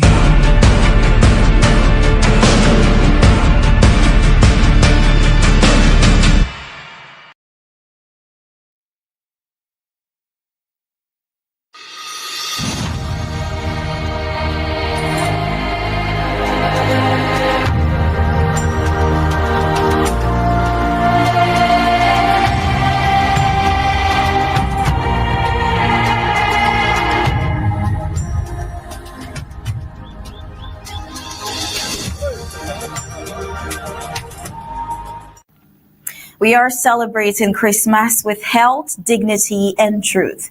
In collaborations with ABC Ambazonian Broadcasting Corporation Networks 24, Christmas is a season that calls humanity back to its conscience. It is a time defined not merely by celebration, but by compassion. by the deliberate choice to stand with the vulnerable, to heal the broken, and to restore dignity where it has been violently stripped away. For the people of Ambazonia, Christmas arrives not with ease, but with endurance. It comes amid displacement, loss, imprisonment, hunger, and grief. Yet even in this harsh reality, hope refuses to die. It survives in the resilience of widows holding families together alone, in orphans growing up too fast in camps of uncertainty, in prisoners of war whose faith outlives their chains, and in internally displaced persons and refugees who refuse and who continue to believe that home will one day be reclaimed. It is within this sacred context that the Health, Social Services and Women Commission, in collaborations with ABC Networks 24, calls on all people of conscience to celebrate Christmas not only with words, but with action. In any modern conflict, we see that the battlefield extends far beyond the sound of gunfire. Wars today are fought as fiercely through narratives as they are through force. Control the story and you control perception. Control perception and you shape history. The regime in Yaoundé understands this reality all too well. It invites heavily in manipulating global media, sanitizing violence, distorting facts, and packaging propaganda, especially around elections, to legitimize occupation and suppress the truth of Ambazonia's struggle. Through repetition and silence, it seeks to erase a people's suffering and normalize injustice. Against this machinery of deception stands a rare and unwavering force: the Ambazonian Broadcasting Corporation. At a time when falsehood is rewarded and truth is punished, ABC Networks 24 remain uncompromised, an uncompromised platform that courageously tells the world what many would prefer hidden: the lived reality of Ambazonia's resistance, survival, and humanity. They give voice to those deliberately silenced. They document abuses that others ignore. They preserve memory where erasure is the goal. ABC is more than a media house. It is a lifeline, a historical archive, a moral witness, and so much more. Truth does not sustain itself. It must be protected, amplified, and resourced. This Christmas fundraiser is not a charity in the shallow sense, but it is a charity in solidarity. It is an investment in health services for the displaced, social support for women and children carrying disproportionate burdens of war, and the continued ability of ABC to function as the guardian of Ambazonia's narrative. Supporting this initiative means standing with widows who have lost both partners and protection, reaching orphans whose futures depend on collective responsibility, remembering prisoners of war whose suffering must not be forgotten, assisting the internally displaced persons and refugees whose lives remain suspended between loss and hope, strengthening the media institution that refuses to trade truth for comfort. In this war of narratives, truth itself must be armed with resources, with reach, and with unwavering public support. As the world celebrates light overcoming darkness, Ambazonia calls on its people and allies to be that light. Let this Christmas be remembered not only for what we received, but for what we give. Let it be said that even in oppression, compassion was chosen. Even in exile, unity was chosen. Even in war, that Ambazonians choose the truth. Well, this is from the Undaunted Studios, and handing back now to our news director, Mr. Paddy King. Thank you, Star Smart, for that amazing coverage. Ambazonians do understand the importance of this platform. If not of any time, I think at this given moment, we know the importance of this platform. We're going to get to that. But let's hit the nail on the head. This is a discussion we've all been wanting. We're told, according to what Tim.Mbeseha was saying, one of the defendants had opted for a plea deal, a surrender. Some are thinking that it's based on pressure, the long-term detention without trial for 3 years, and so on and so forth. But we still have the other two staying their ground and denying to take anything short of them defending themselves. There are two things I want us to look at by Mbeseha, and probably Sylvester Zama. Two things. How does this action impact? We've already seen the consequences. Like Mbeseha is saying, the case wouldn't have even started if he had stayed his ground. But I'm asking now, it has happened, and this is where we are. How does this impact the defense of the others and the case in its entirety? I'd like to hear from you first, Mbeseha, Fru, before we get to Sylvester Zama. Mbeseha, please. Well, again, the Kansas City 3 is a very old fire. I hoped that the case will be thrown out, but it is subsisting. But there's more than that. It's something to be frank. At one moment, there are people here amongst us, Ambazonians, who sought to own the Kansas City 3 as their case. They created their own plans where they insulted this government for doing little or nothing. They thought that the thing will end at the first trial and they will come out and jubilate, insult the government. Now the truth has come out that nobody wished them this way. It has come to where we are. What do we learn this? Ambazonians in general and the government in particular, we learn that the struggle is long. Resilience must be regular. We must, in spite of all the difficulties, move as a team. And that team, that can us towards the Kansas City 3, like any other thing that might arise, is government. So we'll carry a name, we'll carry a flag, we'll carry a symbol. What is here? Those who sought to own the Kansas City 3, may you do your best. Now, move on, because the journey is still far from being won.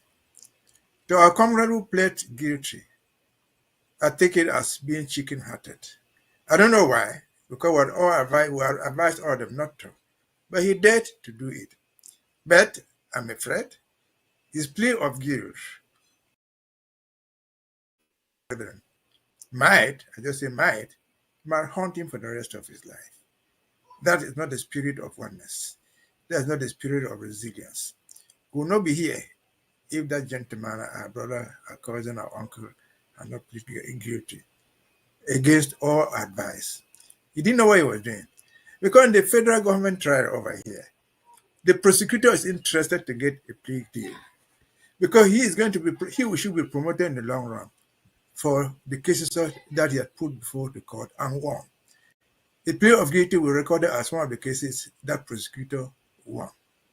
And so it benefits them, but it doesn't benefit you, the defendant. It is good for our people to know this. Because whereas they may give our brother a little or normal sentence, it might just go away for time served. But his plea of guilty, his guilty plea, will haunt him the rest of his life legally in the United States. It will bar him from getting to some places. It will earn him with some good jobs that he would have gotten them, but he will not get them because he's a convicted felon. And so this is where we are. The whole community of Ambazonians, don't be discouraged. In a struggle like ours, there are ups and downs. There are sad and happy moments. This is just one of them. It's an episode in the struggle. It's not the end of the struggle. I can guarantee you, no matter whether these people are lucky to be alive, they are just going to save time. Well, the ones that died would have been a trial. They have been killed. We have that woman we just talked about in the last segment, whose baby cannot see the mother, a baby of less than a day. Those are the victims of this. Those are the reasons that we have to fight. I know that some of us might unfortunately fall on the roadside, but that is not the end of the journey. The end of the journey is resistance, it is persistence, it is putting our hands into our pockets, putting out the last penny, the widow's mite, they call it, to support the struggle. When we do that, that will help to support the Kansas City appeal. In the United States, lawyers are expensive. Often they are paid by the hour. That's a lot of money. But that's not what can be above us. Once we are willing to contribute, once we have the will, there will be a way. That's what I can say about that. Thank you. Barrister Fru, please. Yes, Paddy. Before I say anything, I would like to announce to our people that we shall be having a very important draft to be able to have the money to pay the lawyer or the law firm that is going to pilot the appeal process. Now, I agree with Barrister Mbeseha that what gave the prosecution and the judge the leeway to do what they had planned to do is the fact that they had a fresh witness from the playback. The prosecution had no witness. Even the man in Texas that was their prime witness. The reason for dropping count 3 was because they could not secure the testimony of that witness. He backed out. He's a Ngokukunda citizen living in Texas. He backed out and refused to testify. So the prosecution had no witnesses. They only brought 2 witnesses, they called them expert witnesses. One, because he's living in Africa and working there, coming from Rwanda. So he proposed to know what happens in all of Africa, including Cameroon. Number 2, a weapon expert who presented a weapon without telling the court where the weapon was produced where and used where and who were those who used the weapon. He just babbled on because he knows various weapons of war. That was it. Those were the 2 witnesses that the prosecution presented. And what killed the defense most of the time was the testimony of our brothers whom they gave to the FBI without the presence of counsel, and they willfully gave up their phone without protest. They willfully gave up their laptop without process, and they played the prosecution played the video of the 2 witnesses, of the two defendants, our brothers who did not plead guilty, who did not go for playback. That is all about the case. First of all, the bare fact that they obtained that evidence without the presence of counsel and used it against them is troubling. Did they remind them that they have a right to remain silent? The Miranda right to remain silent for all what they say or do will be used against them in court? I don't think so.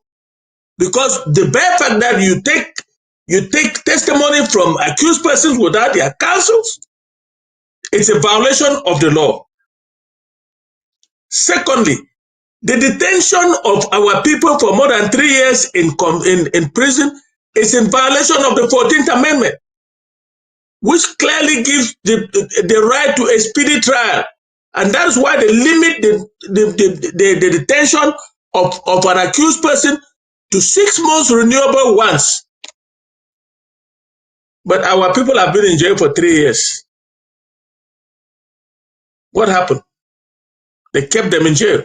because they did not have witnesses. For 3 years, the prosecution was shopping for witnesses, which they didn't have. They went and got 2 white men, one living in Rwanda and working, and another, the so-called weapons expert, who did not contribute anything to the trial.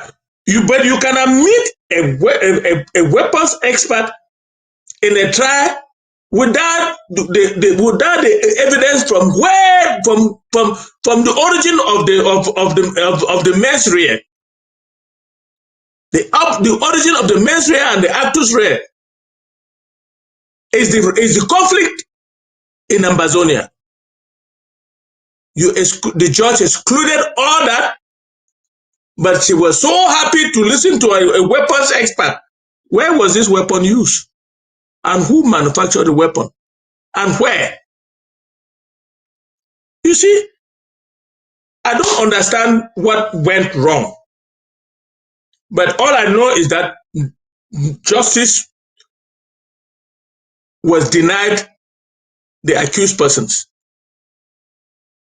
And for that, our single brother to go and plead guilty and take a plea bargain was in itself a blow, but not a fatal blow. Why?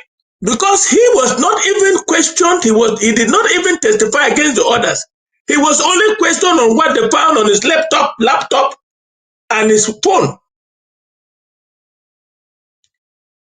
Because why am I giving these details? Because every evening of that trial, I was in touch with Barrister Ghana, who gave me the rundown of what happened on the particular day, right up to Friday. Another thing that she did, she limited the trial to 1 week. And she made sure that the program stayed like that. She knew that with what she had done, the defendants will not be able to present a case that she will send the case to the jury on Monday. That's why she limited the case from Monday to Friday. It's a rather, I find this troubling happening in the United States. But hey, what are we going to do? We are going to appeal, and we are appealing, and we have a duty as Ambazonia to raise the money that we'll be able to pay the lawyers at the Court of Appeal. Because if we don't, we will not get competent lawyer to handle the appeal.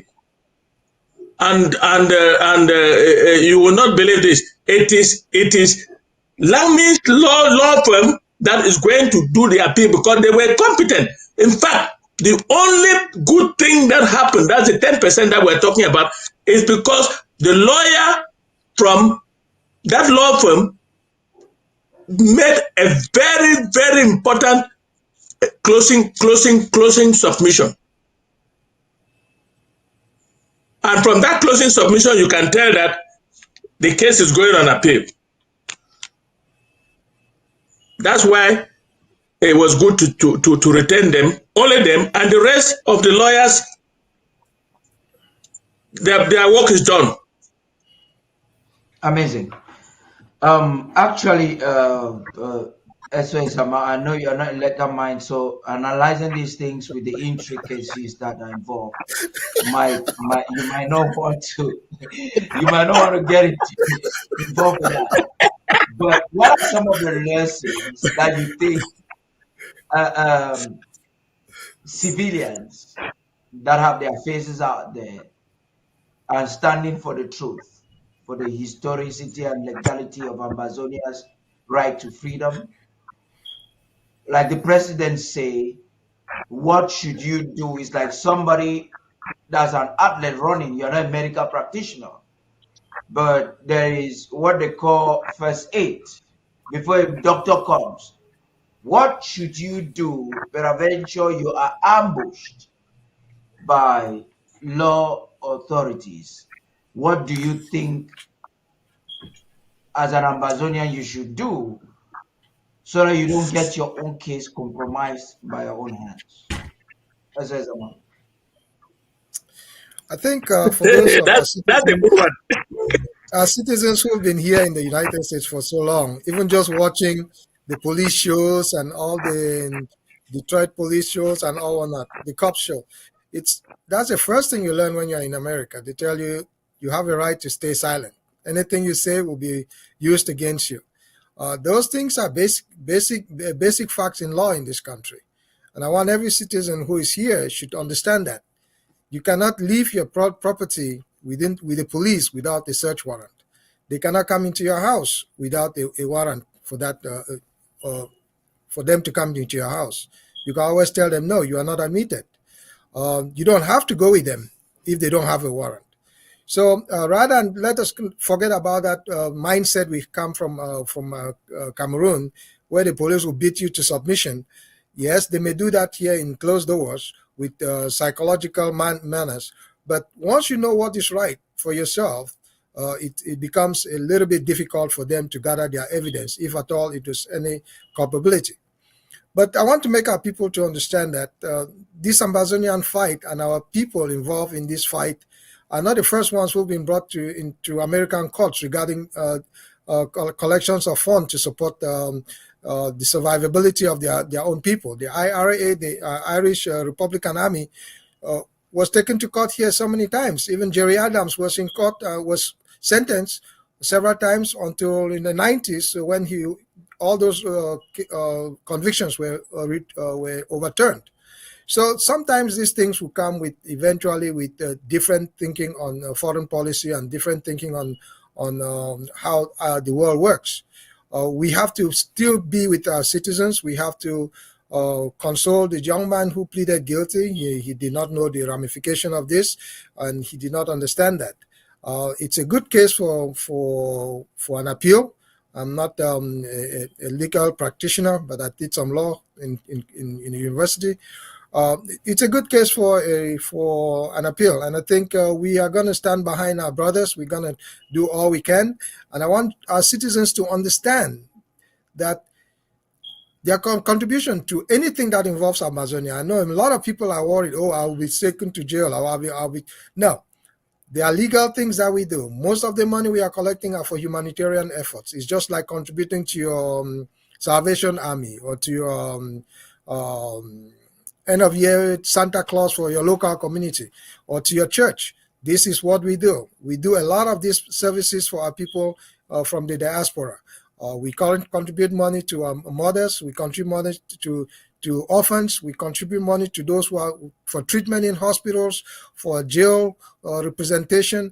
Yes, all that money has to come from somewhere. Our money is not used to buy weapons like everybody thinks. Those things are given to us by La République. We take it from them every day. We beat them and take those things every day. So we don't really need that money to go through that for weapons. Money solely that we're collecting, we are doing outreach. We are trying to get our stories out there, and eventually we will win this story. We will tell the story in our own words and in our own way.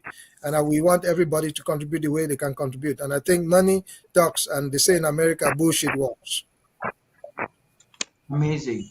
And I think I would say that you have laid down the foundation for the conclusion of this program, which is our humanitarian initiative. And that's the major reason we all gathered here this evening. We already have some people already in the Zoom. I'm calling on all those who are watching us on YouTube and on Facebook. Continue to share the YouTube and Facebook. No, I'm bringing back the mic to you, please. I'm not done. I'm not done. I'm bringing the mic to you. To continue to share and to share and to share and get ready to join us in the Zoom meeting. So you've laid down a firm foundation, like I said, Sylvester Zama, for us to usher ourselves into the last phase, which is the humanitarian effort this evening. The need for our donations. We're donating we have a twin activity this weekend. It begins with a fundraiser or the donations this evening. We have realized that this is our only voice we have. Arno and the others are just making noise and not talking on us. There's no platform that is really talking on behalf of the people of Ambazonia at this critical time than this. If you don't want to fund ABC Amba Television, which other platform do you want to fund? It's just a question I'm asking. It's a rhetorical question because Most of you have the answers. I'm talking about those who are not in this panel. If you don't want to help the women and social services, for us, in collaboration with ABC, to provide some help to our refugees during Christmas, who else is going to do it? Nobody does it but us. We're not just taking credit, we're just stating mere facts. So I'll call on the panel list to make their concluding statements so we can transition into the Zoom. And in this regard, to encourage those who are viewing us, those who are yet to donate, the fundraisers began a couple of days ago. If you are in any of the forums, you would have participated. If not, the contribution lines are still open. This night is a start into a process that will lead into tomorrow and right into Christmas.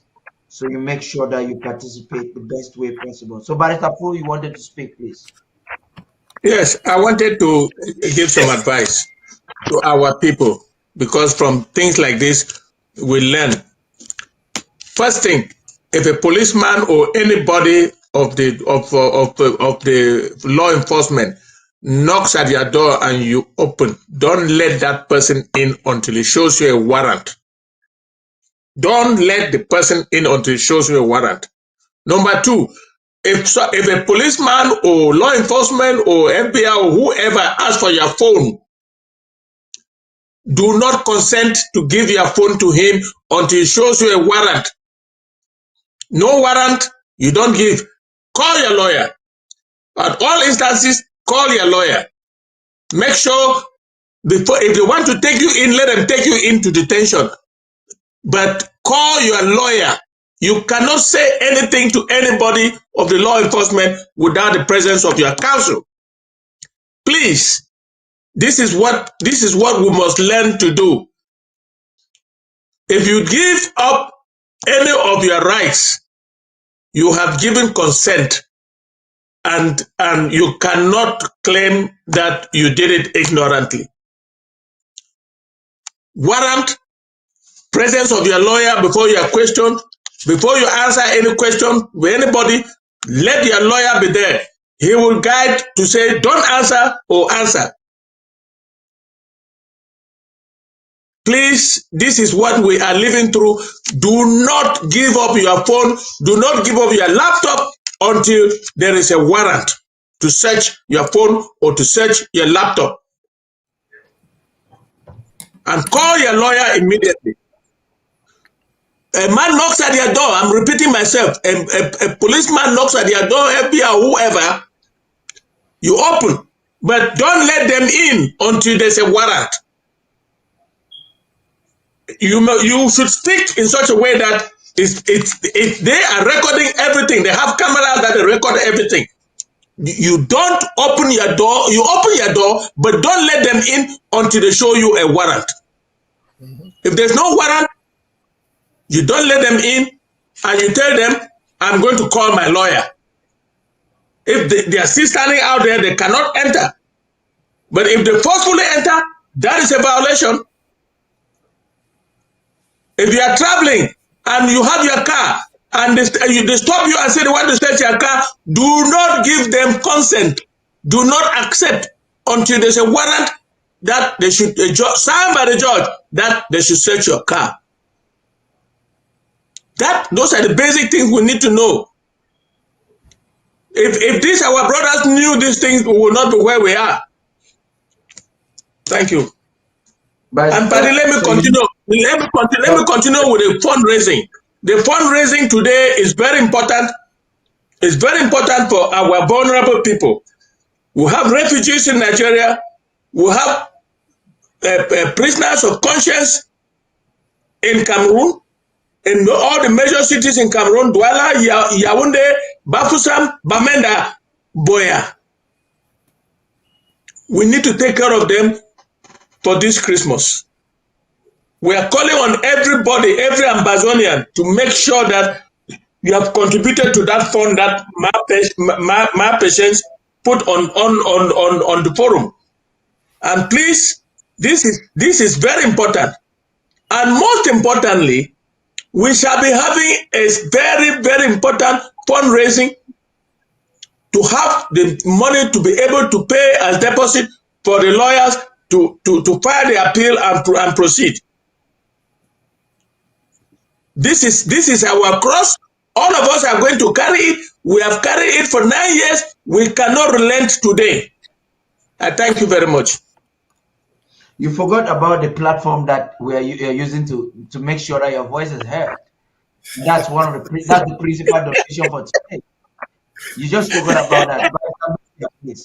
The ABC. Also, let's not forget about ABC. ABC must be funded for us to continue to send our message right to the home front and around the world. If not of ABC. By Terrorism. Well, I think every Ambazonian should know that this is Christmas. Christmas is Christian. By Terrorism, centralize yourself so that you can even see yourself on the screen. You're hiding. Good. I'm saying that Christmas is a Christian feast. It's a day of enjoyment. That will enjoy the birth of Christ. Everywhere today we celebrate Christmas. And so this is Christmas. It's not because we are at war that our children should not celebrate. Children don't even know that they are at war. And remember, we are 9 years into the war. Children who were born at the beginning of this war will go to college next year. And so nothing is too small to make the children laugh, to make the children jump up like any other kids. After all, after every disagreement, after every stress, there's refreshment. And so we should refresh our minds. Ambazonians must put their hands deep into their pockets for that purpose. But they cannot do it alone because we're talking now to you because we have this opportunity to talk here and you see and you listen to us. Talking is cheap. The instrument, the material that makes us talk, come under what we call the ABC. They have to pay the material, we have to pay the space, and everything that goes with it. It is all money. There's no free lunch in this modern world. Even if we're in Ambazonia, we have a radio station that will be paid for. If we're operating from anywhere in China, we'll pay for it. And so we need to be reminded about this, that we need this money all the time. And above all, there are so many people out there with different programs. You have Baakuru, most of you follow him. You have, what do you call it, Ambazonian State Radio, some people follow it. But none of those other forums, including Chris Ano, is speaking for the government of Ambazonia. That will be a private interest. This is the only forum that is selling the position of the government of Ambazonia, politically, militarily, and otherwise. And so don't say that you learned something from Baakuru. That's his private forum. You can say what he likes there. Don't say that you could get this information from Chris Ano, ABS. No, that's a private station. Or whoever is operating the Ambazonian State Radio. Those are all private ventures. This is the only venture that I know that carries the voice of the people. It carries the position of Ambazonia today, tomorrow, and after tomorrow. It needs funding.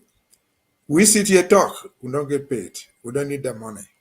But the money must come and do other services. Not everybody is an Ambazonian who would save for nothing. The machines that we buy and refresh and clean are not farmed in Kumba or in Bamenda or in Dop. They are bought from a factory, a one-man's factory. There's no free lunch as far as that is concerned. So as we think about our Christmas, our children, our suffering widows, our people, our refugees, let us above all think about ABC. Because without ABC, we'll not reach out to the people. Without ABC today, you not even have time to hear about Kansas City 3. You don't know that. And so that is the reason why we must never forget, we should never get tired. As long as the war lasts, and we pray it should not last long, we have to form this ABC. Because this is the only voice of the people. This is the only voice of Ambazonia. Other voices are there, but they are not the voice of Ambazonia. They're the voice of private interest, whatever it is. They don't speak for Ambazonia. So this is yours. This is ours. We must fund it. We must sponsor it. Make sure we do something. This voice should never be shut. Not for reasons that will have money. Over to you. That's amazing. That's just simply amazing. SOS Zama, as you crown the occasion. Yes, thank you, Comrade Paddy. This is an end of year. It's times that many people think about what's happened in their lives, and it's a joyous situation. But I want to tell our people, our citizens, especially in Ambazonia and those abroad, that for the nine years that we've been fighting this war, Paul Biya has met an unnecessary request for us.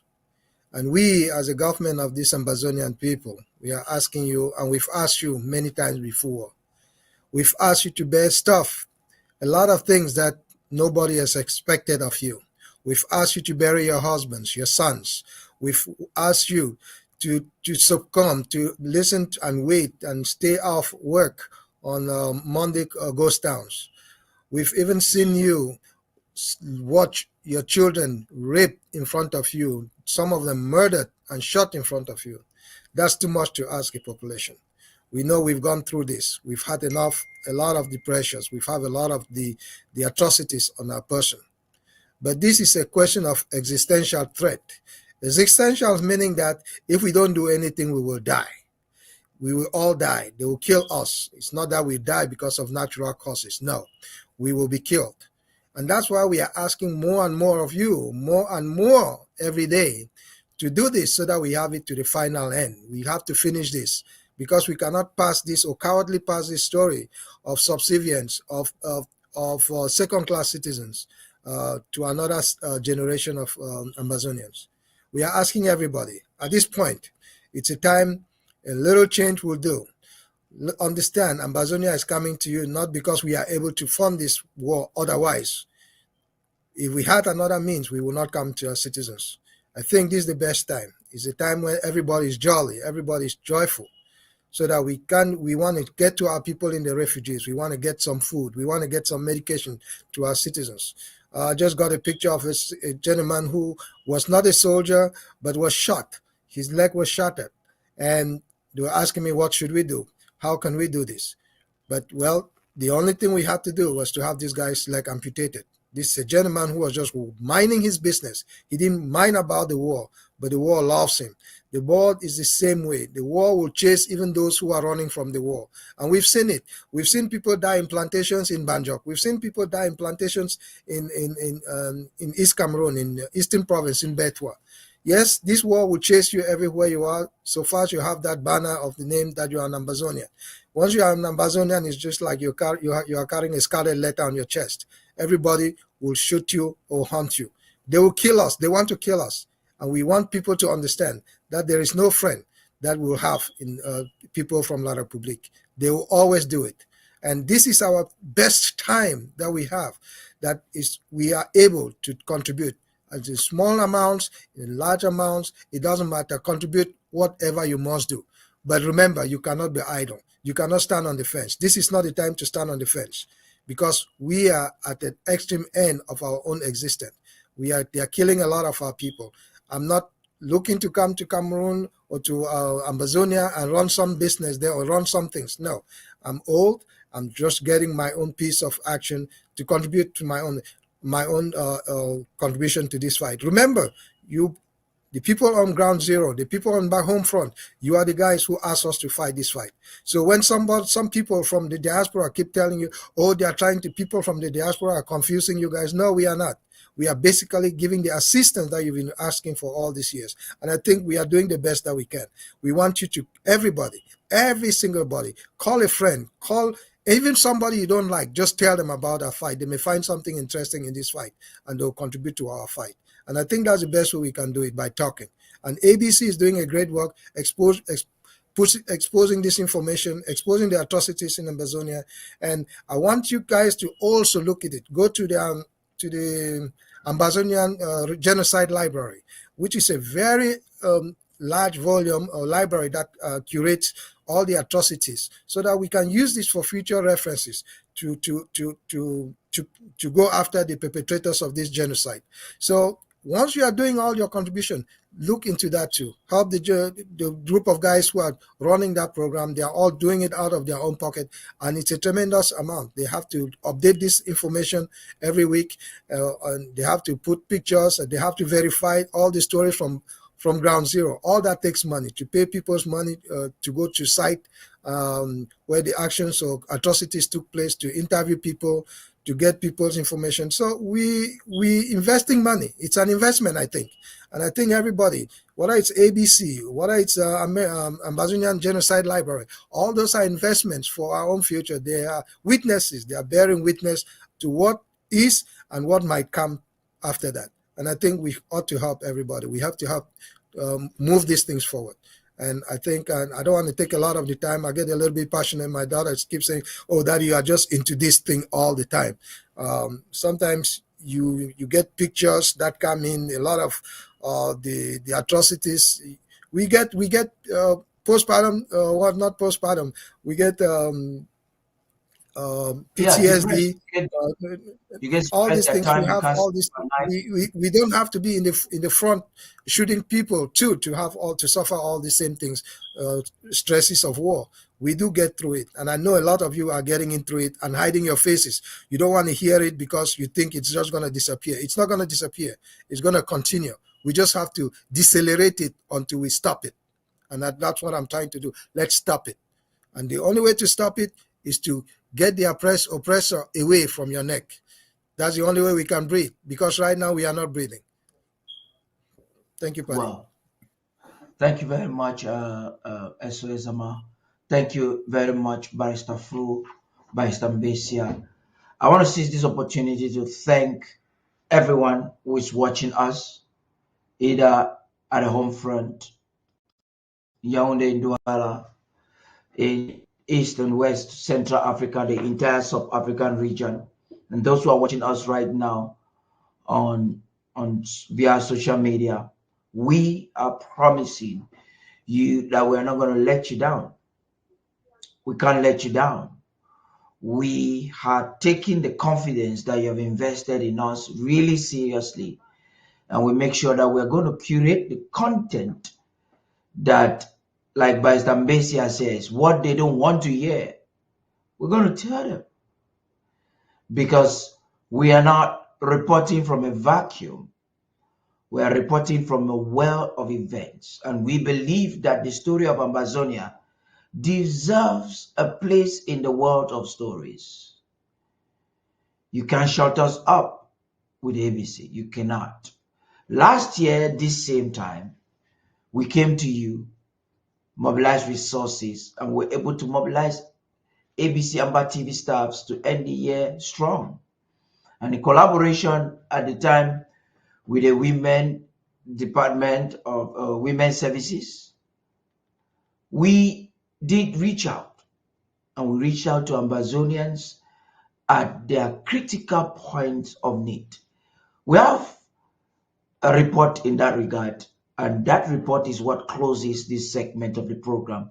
I'd like you to watch that documentary as you invite somebody to join us in the Zoom meeting. Just see you in the Zoom, but watch this report, please.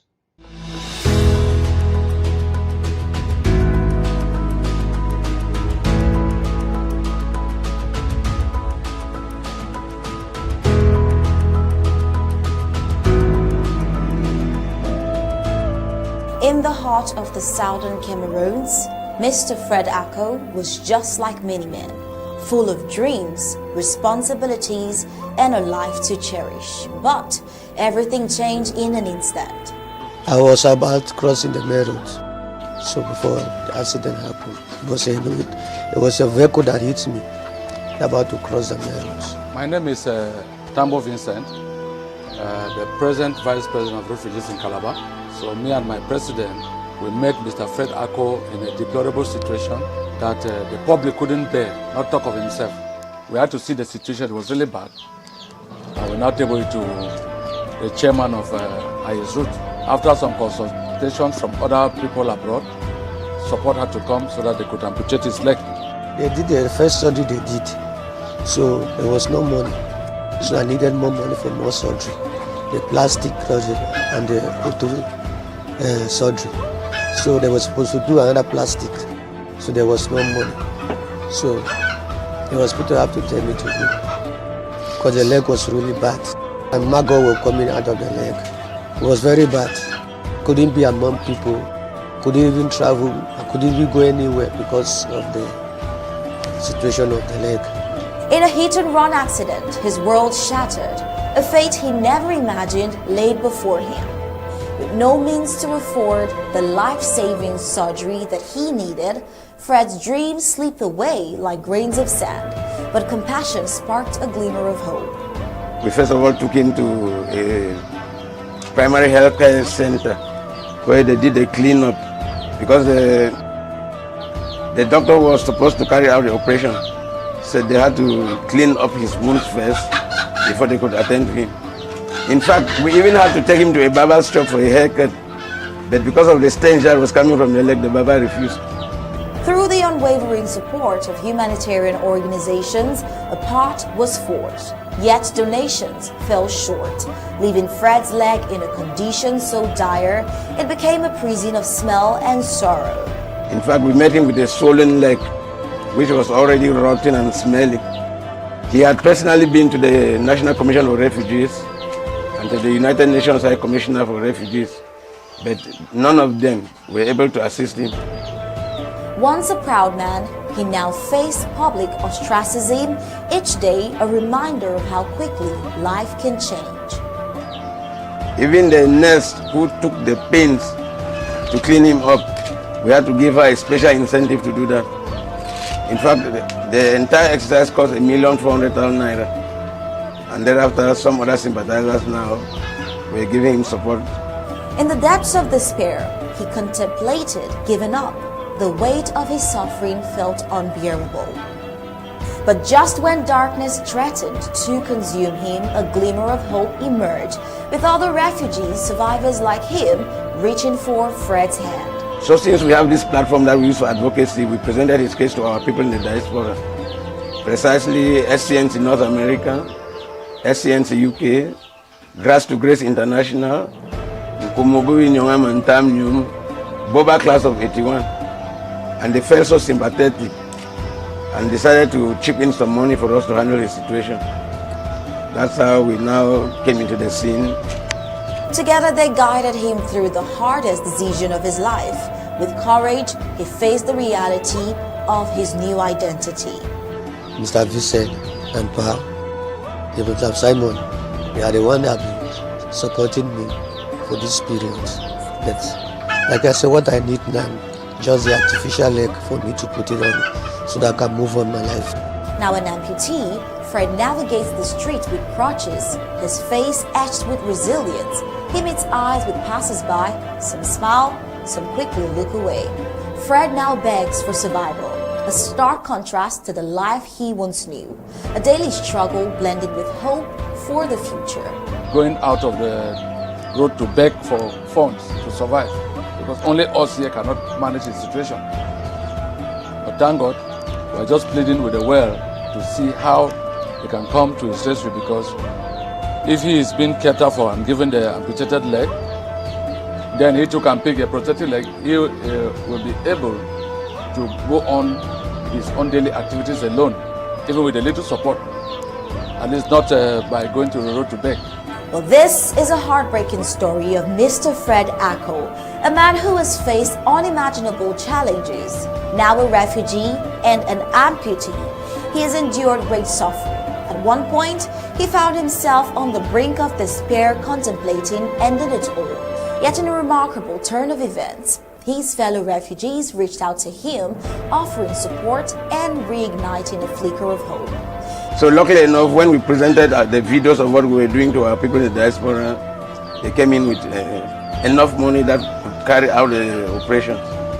In fact, the entire exercise cost ₦1,400,000 naira.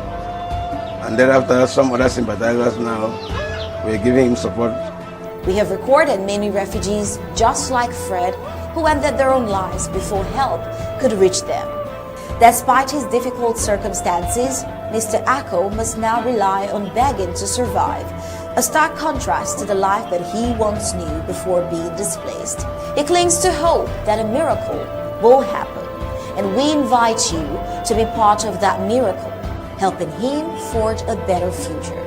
Fred Ako, a man transformed by tragedy, stands tall amongst his fellow survivors. His heart beats with the hope of miracles, and together we can play a part in his story.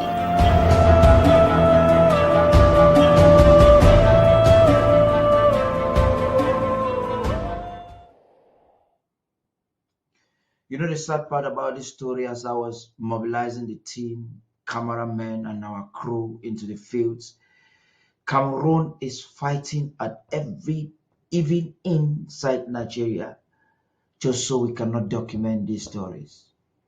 The difficulties, in fact, the crew I had on the ground, we previewed 2 weeks, and they spent over a month in eastern Nigeria just to cover these events, just to give biscuits and to give Christmas gifts to these refugees. It was difficult. Their lives were at risk. We have to change their location and hotel every day just for their safety. That's how much Cameroon does not want this story to be told. We have a lot of them. Tomorrow, during the Carol night, if chance be given, we're going to play some other parts of the documentary. There was a lady that had cancer, critical condition. And fortunately, we came just at the moment that it was needed. Over $500,000 was given. We gave over $500,000 for her treatment. Many others. You saw other amputees. Many others. You see children that have been born, Ambazonians that have been born at the refugee camps, 5, 4 years, 3, 2, in hundreds. Imagine the number of hundreds or thousands of Ambazonians that went into Nigeria and how many have been born. We have a lot of young girls that have simply become prostitutes because they can barely have to eat.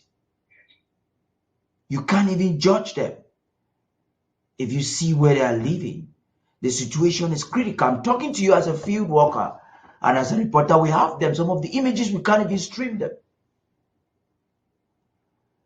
As I speak to you, it's Christmas. The Vincent you just saw there has been calling me for the past, because he's expecting. There are a lot of people coming towards him. There are many of them. When it's October 1st, they start calling. When it's December, because they are just depending on this to survive. And they're hoping that ABC will stay alive to be telling the stories. Hundreds of them, thousands of them. Their only hope this Christmas is you and I. We've got to do something. If you have given, maybe you want to give even more. How much can we give? I remember in some of the camps on Christmas Day, the staff we send on the ground spend Christmas in most of the camps. There are places where Ambazonians are living that you have to travel by night for 6 hours. There's no light, on a bike.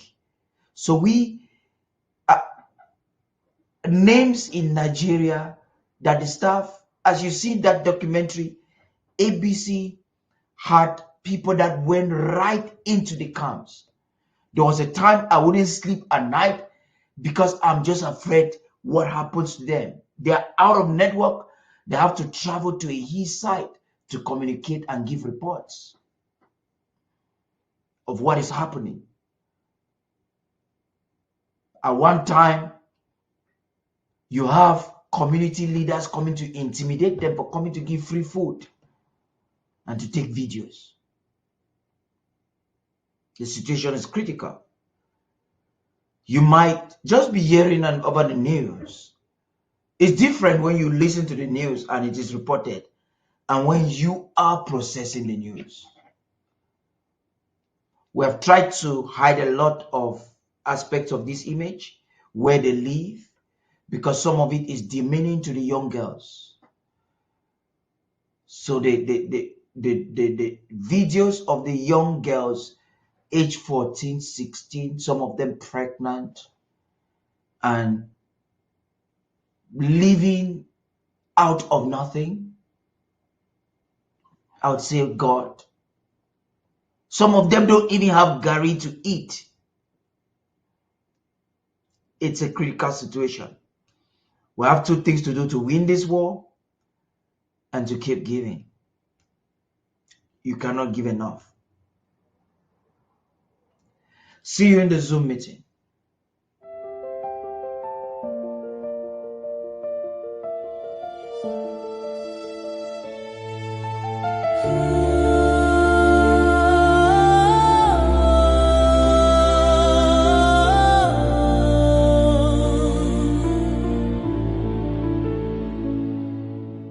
Whispers of Christmas in the heart of a land, shadows stretched long as we take a stand.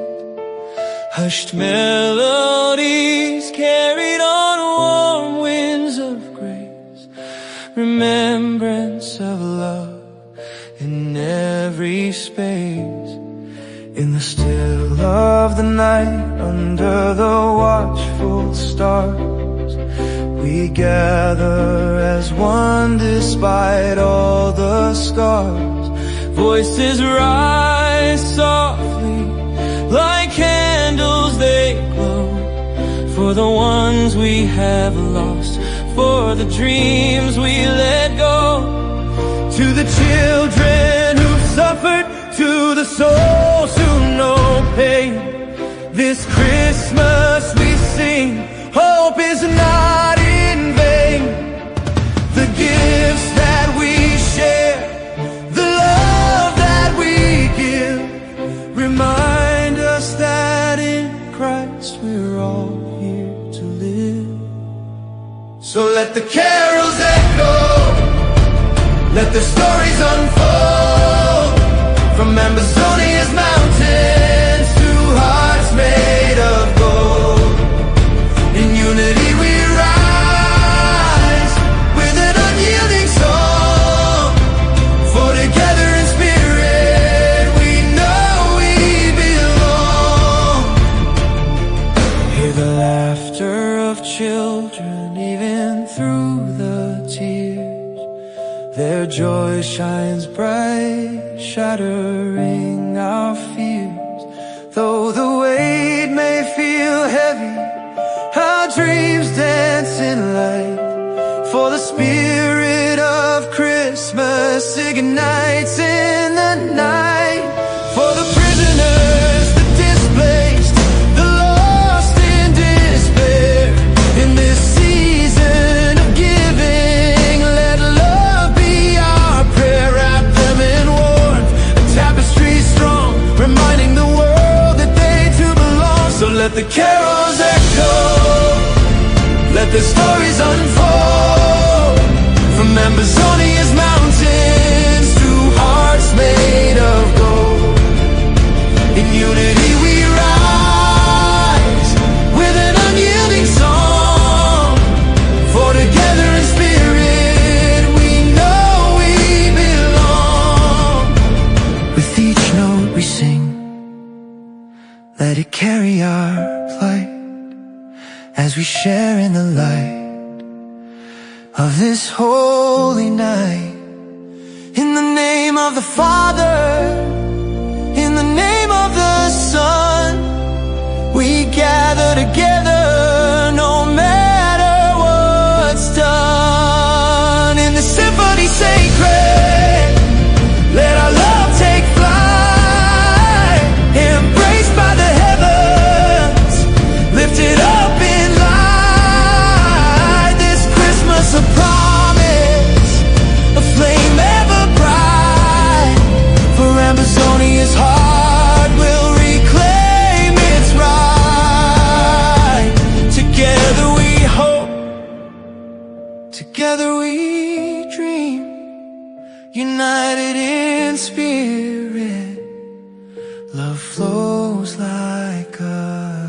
free.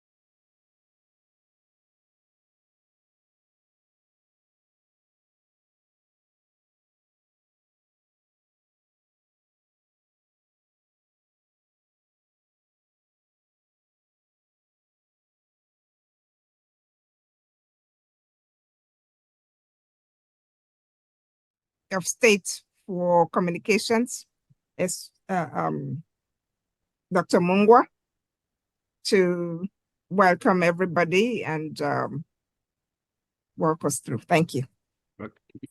Thank you, Professor Bridget Tebo. Dr. Samuel Komasako, President of the Federal Republic of Southern Cameroon, Ambazonia. Steve Nebafu, Vice President of the Federal Republic of Southern Cameroon, Ambazonia. Ma Winifred Lobati, Speaker of the House of Assembly.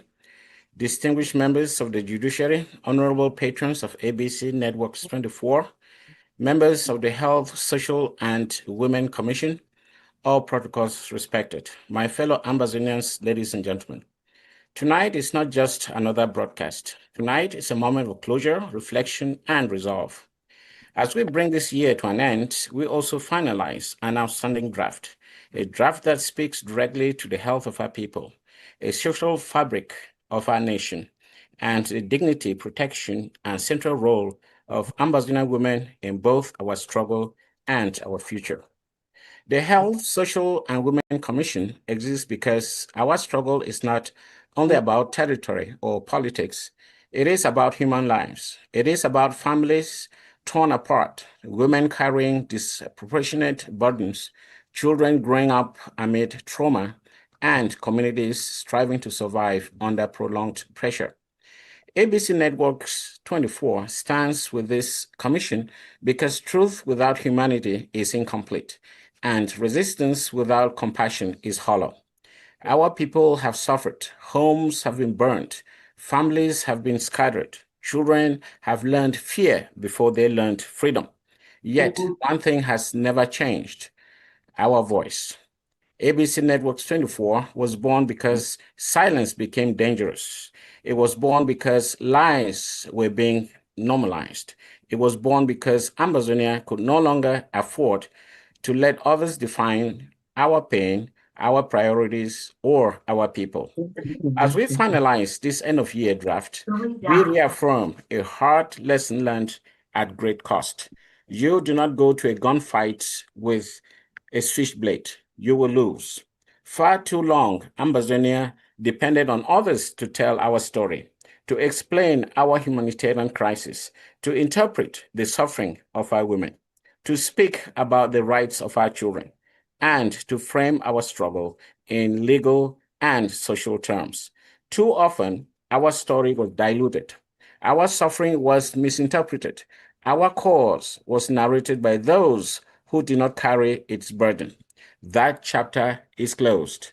ABC Networks 24 now stands as a pillar of documentation, education, and defense, ensuring that Ambazonia speaks for herself, records her own humanitarian reality, educates her people, and protects her most vulnerable. Today, we also remember the Kansas City 3 Ambazonians' sons unjustly convicted. Their case reminds us that justice is not guaranteed simply because a courtroom exists, and that ignorance of the law leaves communities exposed. Through this platform, we will not only defend our people, but also educate them. Educate them about their right to know, their right to understand the law, and their right to due process. No Ambazonian should ever face a legal system without knowledge. No Ambazonian woman shall confront injustice alone. No Ambazonian child should grow up without access to truth. As this year ends, this draft closes, but our responsibility continues. Truth has a cost. Care has a cost. Freedom has a cost. Every broadcast you hear is sustained not by government or corporations, but by Ambazonians who understand that the nation must invest in its people, its conscience, and its voice. Tonight, we are not begging. We are affirming responsibility. As we finalize this end-of-year work for the Health, Social, and Women Commission and ABC Networks 24, we invite you to stand with us. Support this mission. Support this work. Support the people behind the struggle, because a people who control their story can never be erased, and a nation that cares for its most vulnerable is already laying the foundation of freedom. Long live the Federal Republic of Southern Cameroon's Ambazonia. Long live ABC Networks 24 radio and television. Long live the Health, Social, and Women Commission. Thank you, and over to you. Thank you very much, SOS. Thank you for that powerful welcome address. I think you have actually touched the hearts of Ambazonians with those words can you mute, please, when you're not talking? So at this point, we will call on Ma Caroline to lead us with our opening prayer and a moment of silence.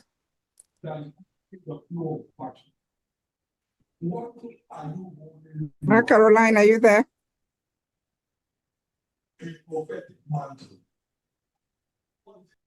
Honorable Ma Caro. She doesn't seem to be in. I don't see her. Any member of the spiritual cabinet?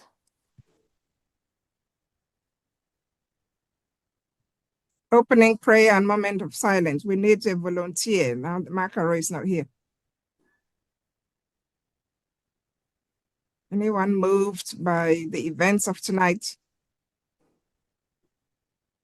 and the battle that we've been fighting for 7-8 years? Brother Bernard can pray and hold a moment of silence. Is he in here? Yes. Let him go ahead. Yes, Yeah. just about to mention. Okay, Ni Bernard. Are you there? Are you connected? Let's unmute him.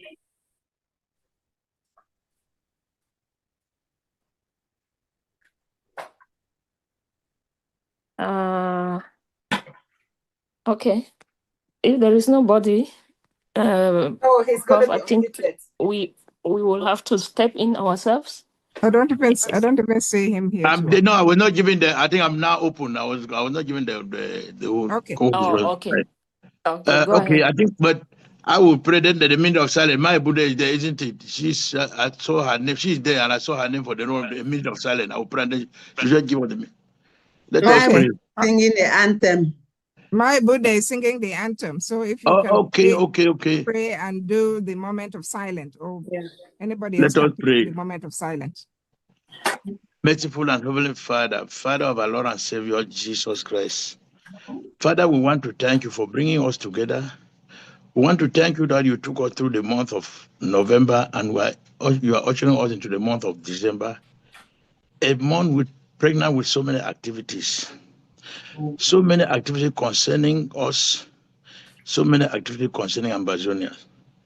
Father, we know this month is a month where we go weary and also smile. But you have told us that at any moment we are weary, we should bring it forth to you because you are there to answer us. We are weary because we think of what our refugees will have during this period, this festive period. Father, we think of our prisoners where the judgment has been pronounced, but we know, Father, the matter was handed to your heavenly court. I know the right pronouncement will come from you, mostly concerning our cancer trees. Father, as we draft today, may you also give us the empowerment. May you also give us the courage to be prepared to draft, because what our cancer trade need now is money to get the appropriate lawyers who will speak the truth. And as we disperse from it today, we know we're going to come back to draft for them. Father, we know our brothers was also the Naira 10 will also be coming up next Thursday for the Supreme Court of Cameroon. It has never happened in that country. It will be history, it will be breaking news for us. And we think it is something positive that the matter has been called up in the Supreme Court. And that we have to put it in prayer because, Father, the final judgment comes from you. As we are here today to draft, Father, we have made it known that coming together to draft, to contribute, we may not only contribute with finances or material. For those who are not able to contribute with finances, the talent is there. We can contribute with our talent. We can contribute with our time. Because right now we need resources for our prisoners. We need resources for our refugees. And only the media, because war is fought 75% through the media. We have our ABC radio and our ABC TV, which is almost, the ABC TV is almost limping. It is only through us. We don't have any other sources. People have people pulling strings from behind, sponsoring some other channel, but to us, Lord, all the contribution depend on us. We will not want our satellites to be shut down, because this is a message that will go to convince our people, because the people are confused because they get news from all over.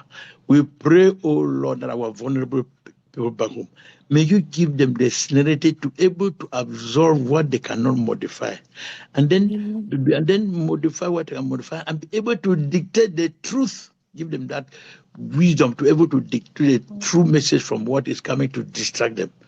As we come here today, may we contribute wholeheartedly.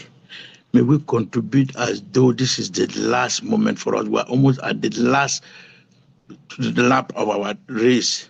And that we'll do in the name of your Lord Jesus. We have our brothers and sisters who are not able to be with us here physically. Wherever they are, Lord, they are also spirit. And this contribution, this fundraising doesn't only end today, it's still into the week and into the month. Those who are not able to be here today to give something, the days ahead also contribute. Lord, we thank you for bringing us together. We thank you for the leadership you have giving us. We thank you for how you give us the wisdom to be able to come up with a government that have commissioners that work in team. And when we have this team, Lord, we are not coming there for spiritual gift to compete, but that every portion, every person co-opted to work in a team just wanted to bring a contribution that at the end of the day, our talent, our contribution should be complementary and not competitive. That at the end of the day, we'll be each other's keeper and we'll get to Boya in whole. And with you, Lord, we know light will soon shine upon Ambazonia, and all the pain we've suffered for 9 years will be forgotten and we'll look at the future. Thank you for the draft. Thank you for this day. Thank you for bringing us together, and that the draft will go smoothly in the name of your Son, Jesus Christ. Amen. Amen. Amen. Amen. Amen. A minute of silence. We use our late VP, use Mindele as a point of contact to remember those who have gone ahead of us to rest, and that the only thing we can give them is a free Ambazonia, those of us left behind. 1 minute.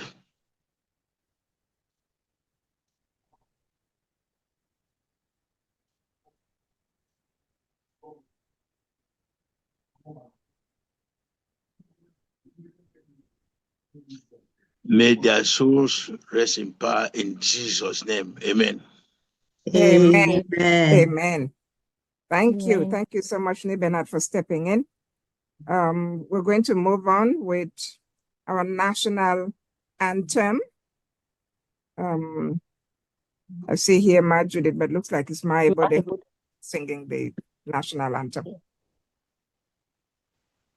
My body, floor is yours. Let's prepare. Thank you. Anthem. Let us get set to listen to our prayer anthem by putting our right hand on the chest. Hail, hail, hail, hail this land of glory. We the Ambazonians pledge our loyalty. Praise the Son, our Savior, who granted us our freedom. Allegiance to the heroes who bought the land with their blood. Glory to glory, we rise and never to fall. Here in a nation flowing with milk and honey. Glory, glory, glory to the Father for making you a nation, a joy forevermore.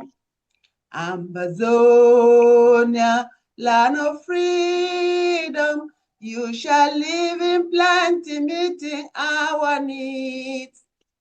And your children shall be like the stars above, the Most High God being the watchman of this nation. Ambazonia, land of freedom, you shall live in plenty, meeting our needs. And your children shall be like the stars above, the Most High God being the watchman of this nation. Thank you. Wow. Thank you. Thank you so much. Wow. Wow. Beautiful. Thank you. All right. We segue to Nibenat again for house rules. Yeah. Today we are in game for another draft, a very special draft, and most of you might have seen our target is $20,000, and we cannot achieve this goal in a very noisy and disordered environment.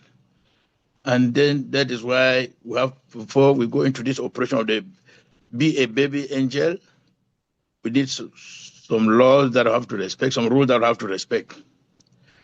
The President of the Federal Republic of Ambazonia, the Vice President of the Federal Republic of Ambazonia, the Honorable Speaker, all other protocol respected. Rule number 1, we plead that co-host right be given to each and everyone who has a role to play in the draft of today. Rule number 2, please, if you have any doubt and you want to speak, put up your hand and wait for the moderator to give you the floor, and be courteous so that you don't be interrupted rudely. Rule number 3, If you have some doubt and you have some follow-up, which you may not want to disturb, please, you could put it on the chat and you'll be answered. Your doubt will be cleared. Let's roll 3, 4 actually. If you are given the floor, be brief and direct to the point.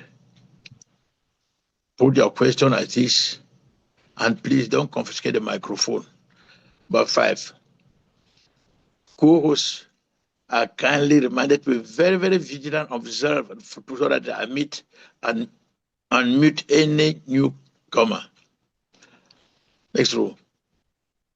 Co-hosts are also advised to remain muted except they have to intervene. By 6, everybody should be muted as that goes on until you have something to say, so to avoid background noise, because at times you may not even know that you can sit here without putting your microphone on. Some people forget their microphone on and there's background noise that they are not even conscious that the background noise is coming from them. So the best thing is at every moment we should remain muted. I will know as usual the ABC will be ready with our anthem to be played. And then after that, they give every person on muted so that we can give an applause on the president's speech. And please, we are advised to be that if you have to speak to be on camera, except you are aware it's not possible for you to be on camera. It's advisable that you be on camera and come it please with your name, or if you cannot even put your name, your pseudonym, identify your LGO or your account so that you should be known. Then in this case, we make sure we facilitate the job of of Masera and our team by indicating if you are coming with a list, spell out the names and if possible the county of the LGA, so that it makes our job very, very easy. For now, those are the rules we have to respect. If we do that, our problem is time management. We'll leave here earlier than expected. I'll be able to meet our target of $20,000. Thank you. Thank you. Thank you so much, Bernard. You've said it all. Again, we are reminding everyone that today we're raising funds for ABC Networks 24 and Ambazonia war victims. So we're trying to be angels. And so that is the target that we have, and that is the purpose that we are here today. Our struggle is not one that is trivial. We've been fighting for more than 8 years, and we will continue to fight. And so there is nothing else that we can do as a community of patriots, but to fight for our own people, to support our refugees, and to support our television network. And so on that note, I'm going to call our big brother, Dr. Fred Lobati, who will give us a more motivational speech.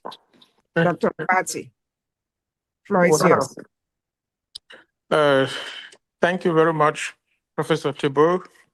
I want to thank everybody who has come to this program. And I want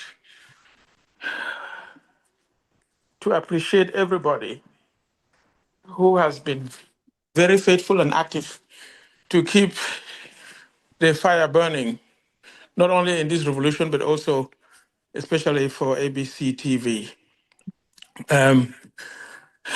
We all have different talents and we have put them to work. Some pray, like you heard Brother Bernard pray.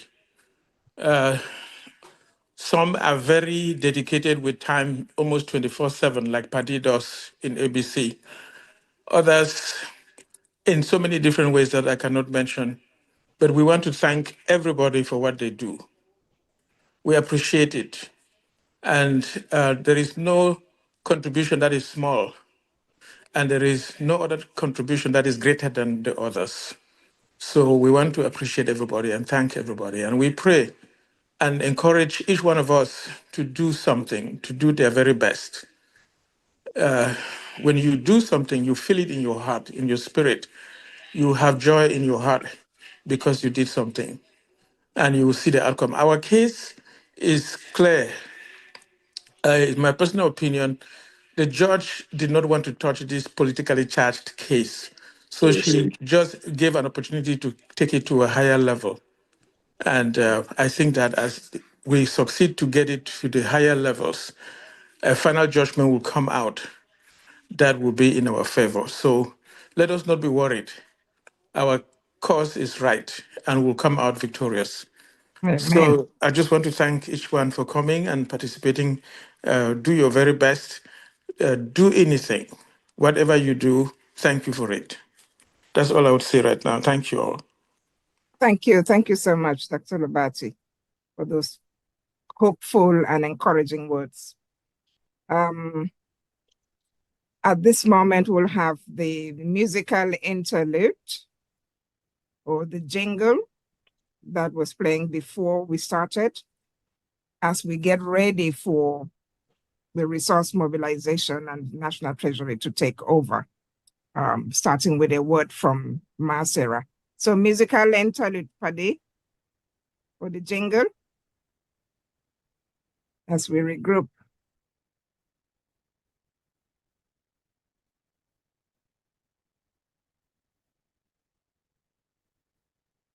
Paddy, musical interlude.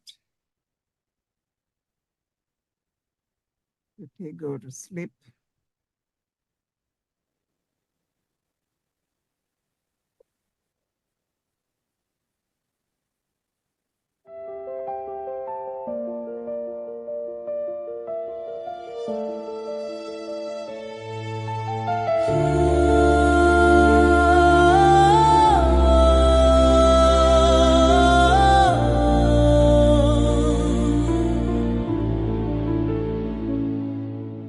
Whispers of Christmas in the heart of a land, shadows stretched long as we take a stand. Hushed melodies carried on warm winds of grace, remembrance of love in every space. In the still of the night, under the watchful stars, we gather as one despite all the scars. Voices rise softly, like candles they glow, for the ones we have lost, for the dreams we let go. To the children who suffered, to the souls who know pain, this Christmas we sing, hope is not in vain. The gifts that we share, the love that we give, remind us that in Christ we're all here to live. So let the carols echo, let the stories unfold, from Ambazonia's mountains to hearts made of gold. In unity we rise with an unyielding song, for together in spirit we know we belong. Hear the laughter of children even through the tears, their joy shines bright, shattering our fears. Though the weight may feel heavy, our dreams dance in light, for the spirit of Christmas ignites in the night. For the prisoners, the displaced, the lost in despair, in this season of giving, let love be our prayer. Wrap them in warmth, a tapestry strong, reminding the world that they too belong. So let the carols echo, let the stories unfold, from Ambazonia's mountains to hearts made of gold. In unity we rise with an unyielding song, for together in spirit we know we belong. With each note we sing, let let it carry our plight as we share in the light of this holy night. In the name of the Father, in the name of the Son, we gather together no matter what's done. In the symphony sacred, let our love take flight, embraced by the heavens, lifted up in light. This Christmas a promise, a flame ever bright, for Ambazonia's heart will reclaim its right. Together we hope, together we dream, united in spirit, love flows like a stream.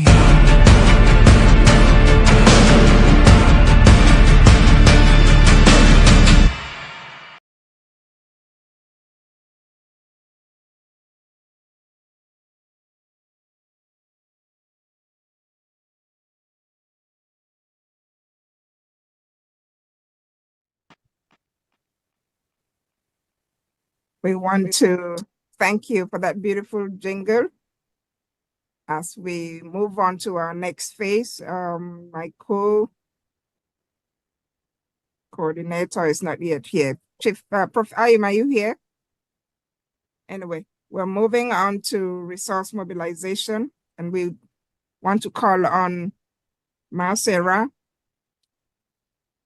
at this moment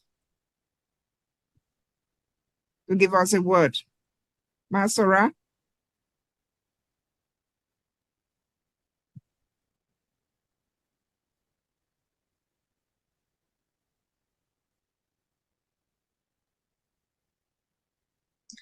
Sarah, can you hear me? Okay. Yes. Greetings, Ambazonians. Thank you, my prof. Greetings, Mr. President, Mr. VP, Madam Speaker, and fellow Ambazonians. As we all know, the reason why we are here tonight, but before I start, I always appreciate every one of us up to this moment.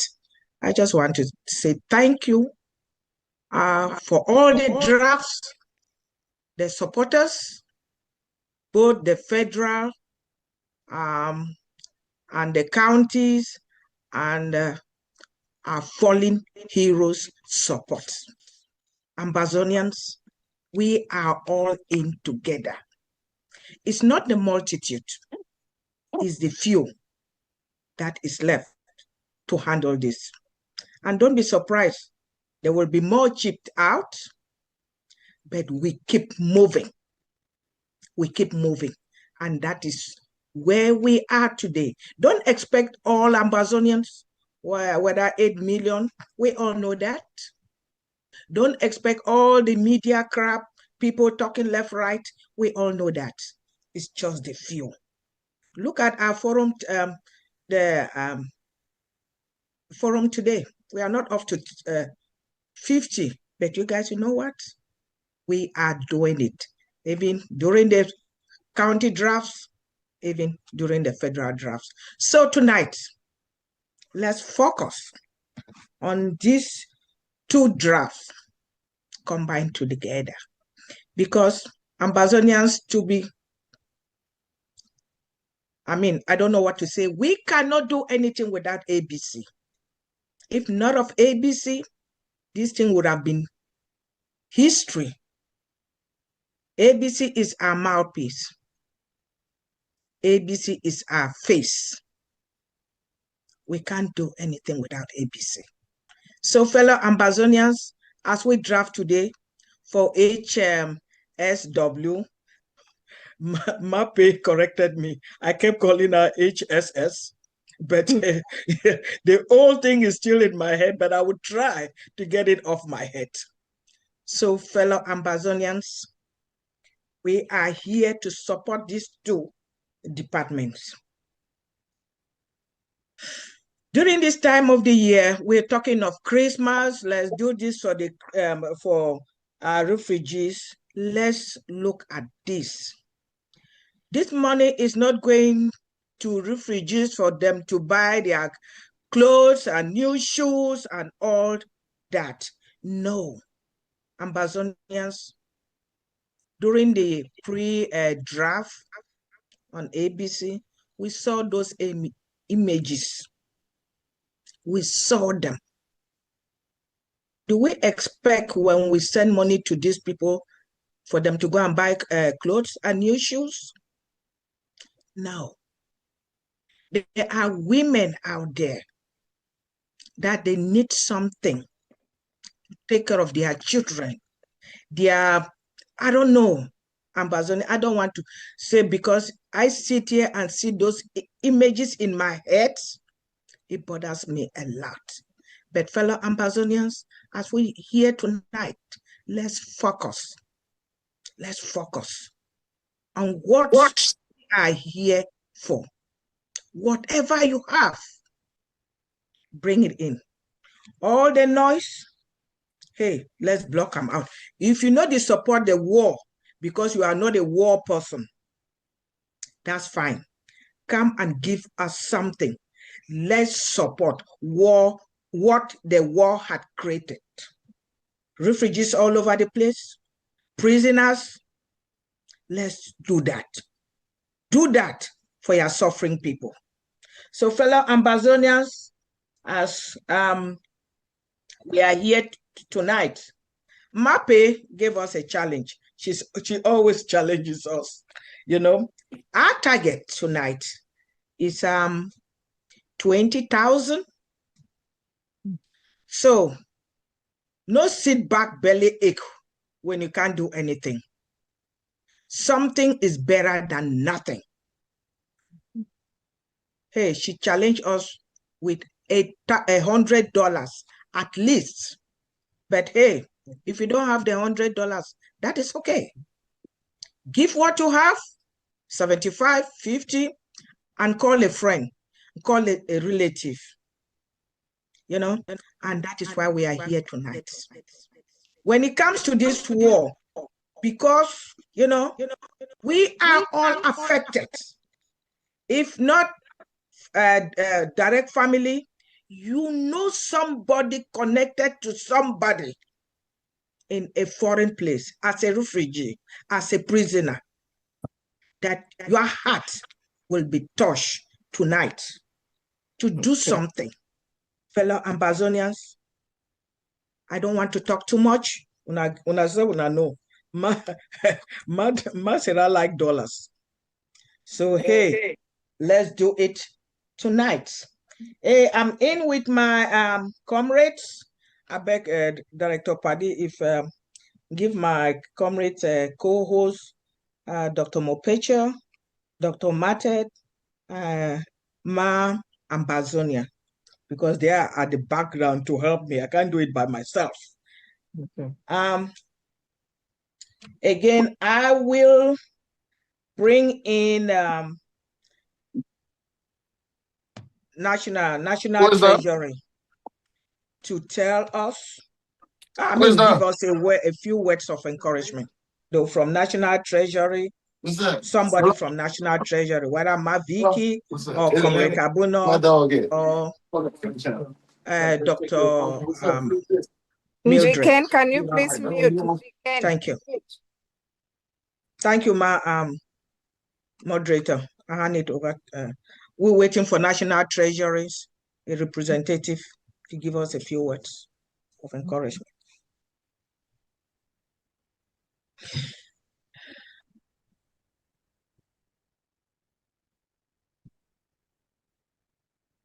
Who is coming from National Treasury? Did I see Vicky getting here? Or National Treasury, anyone there? Vicky?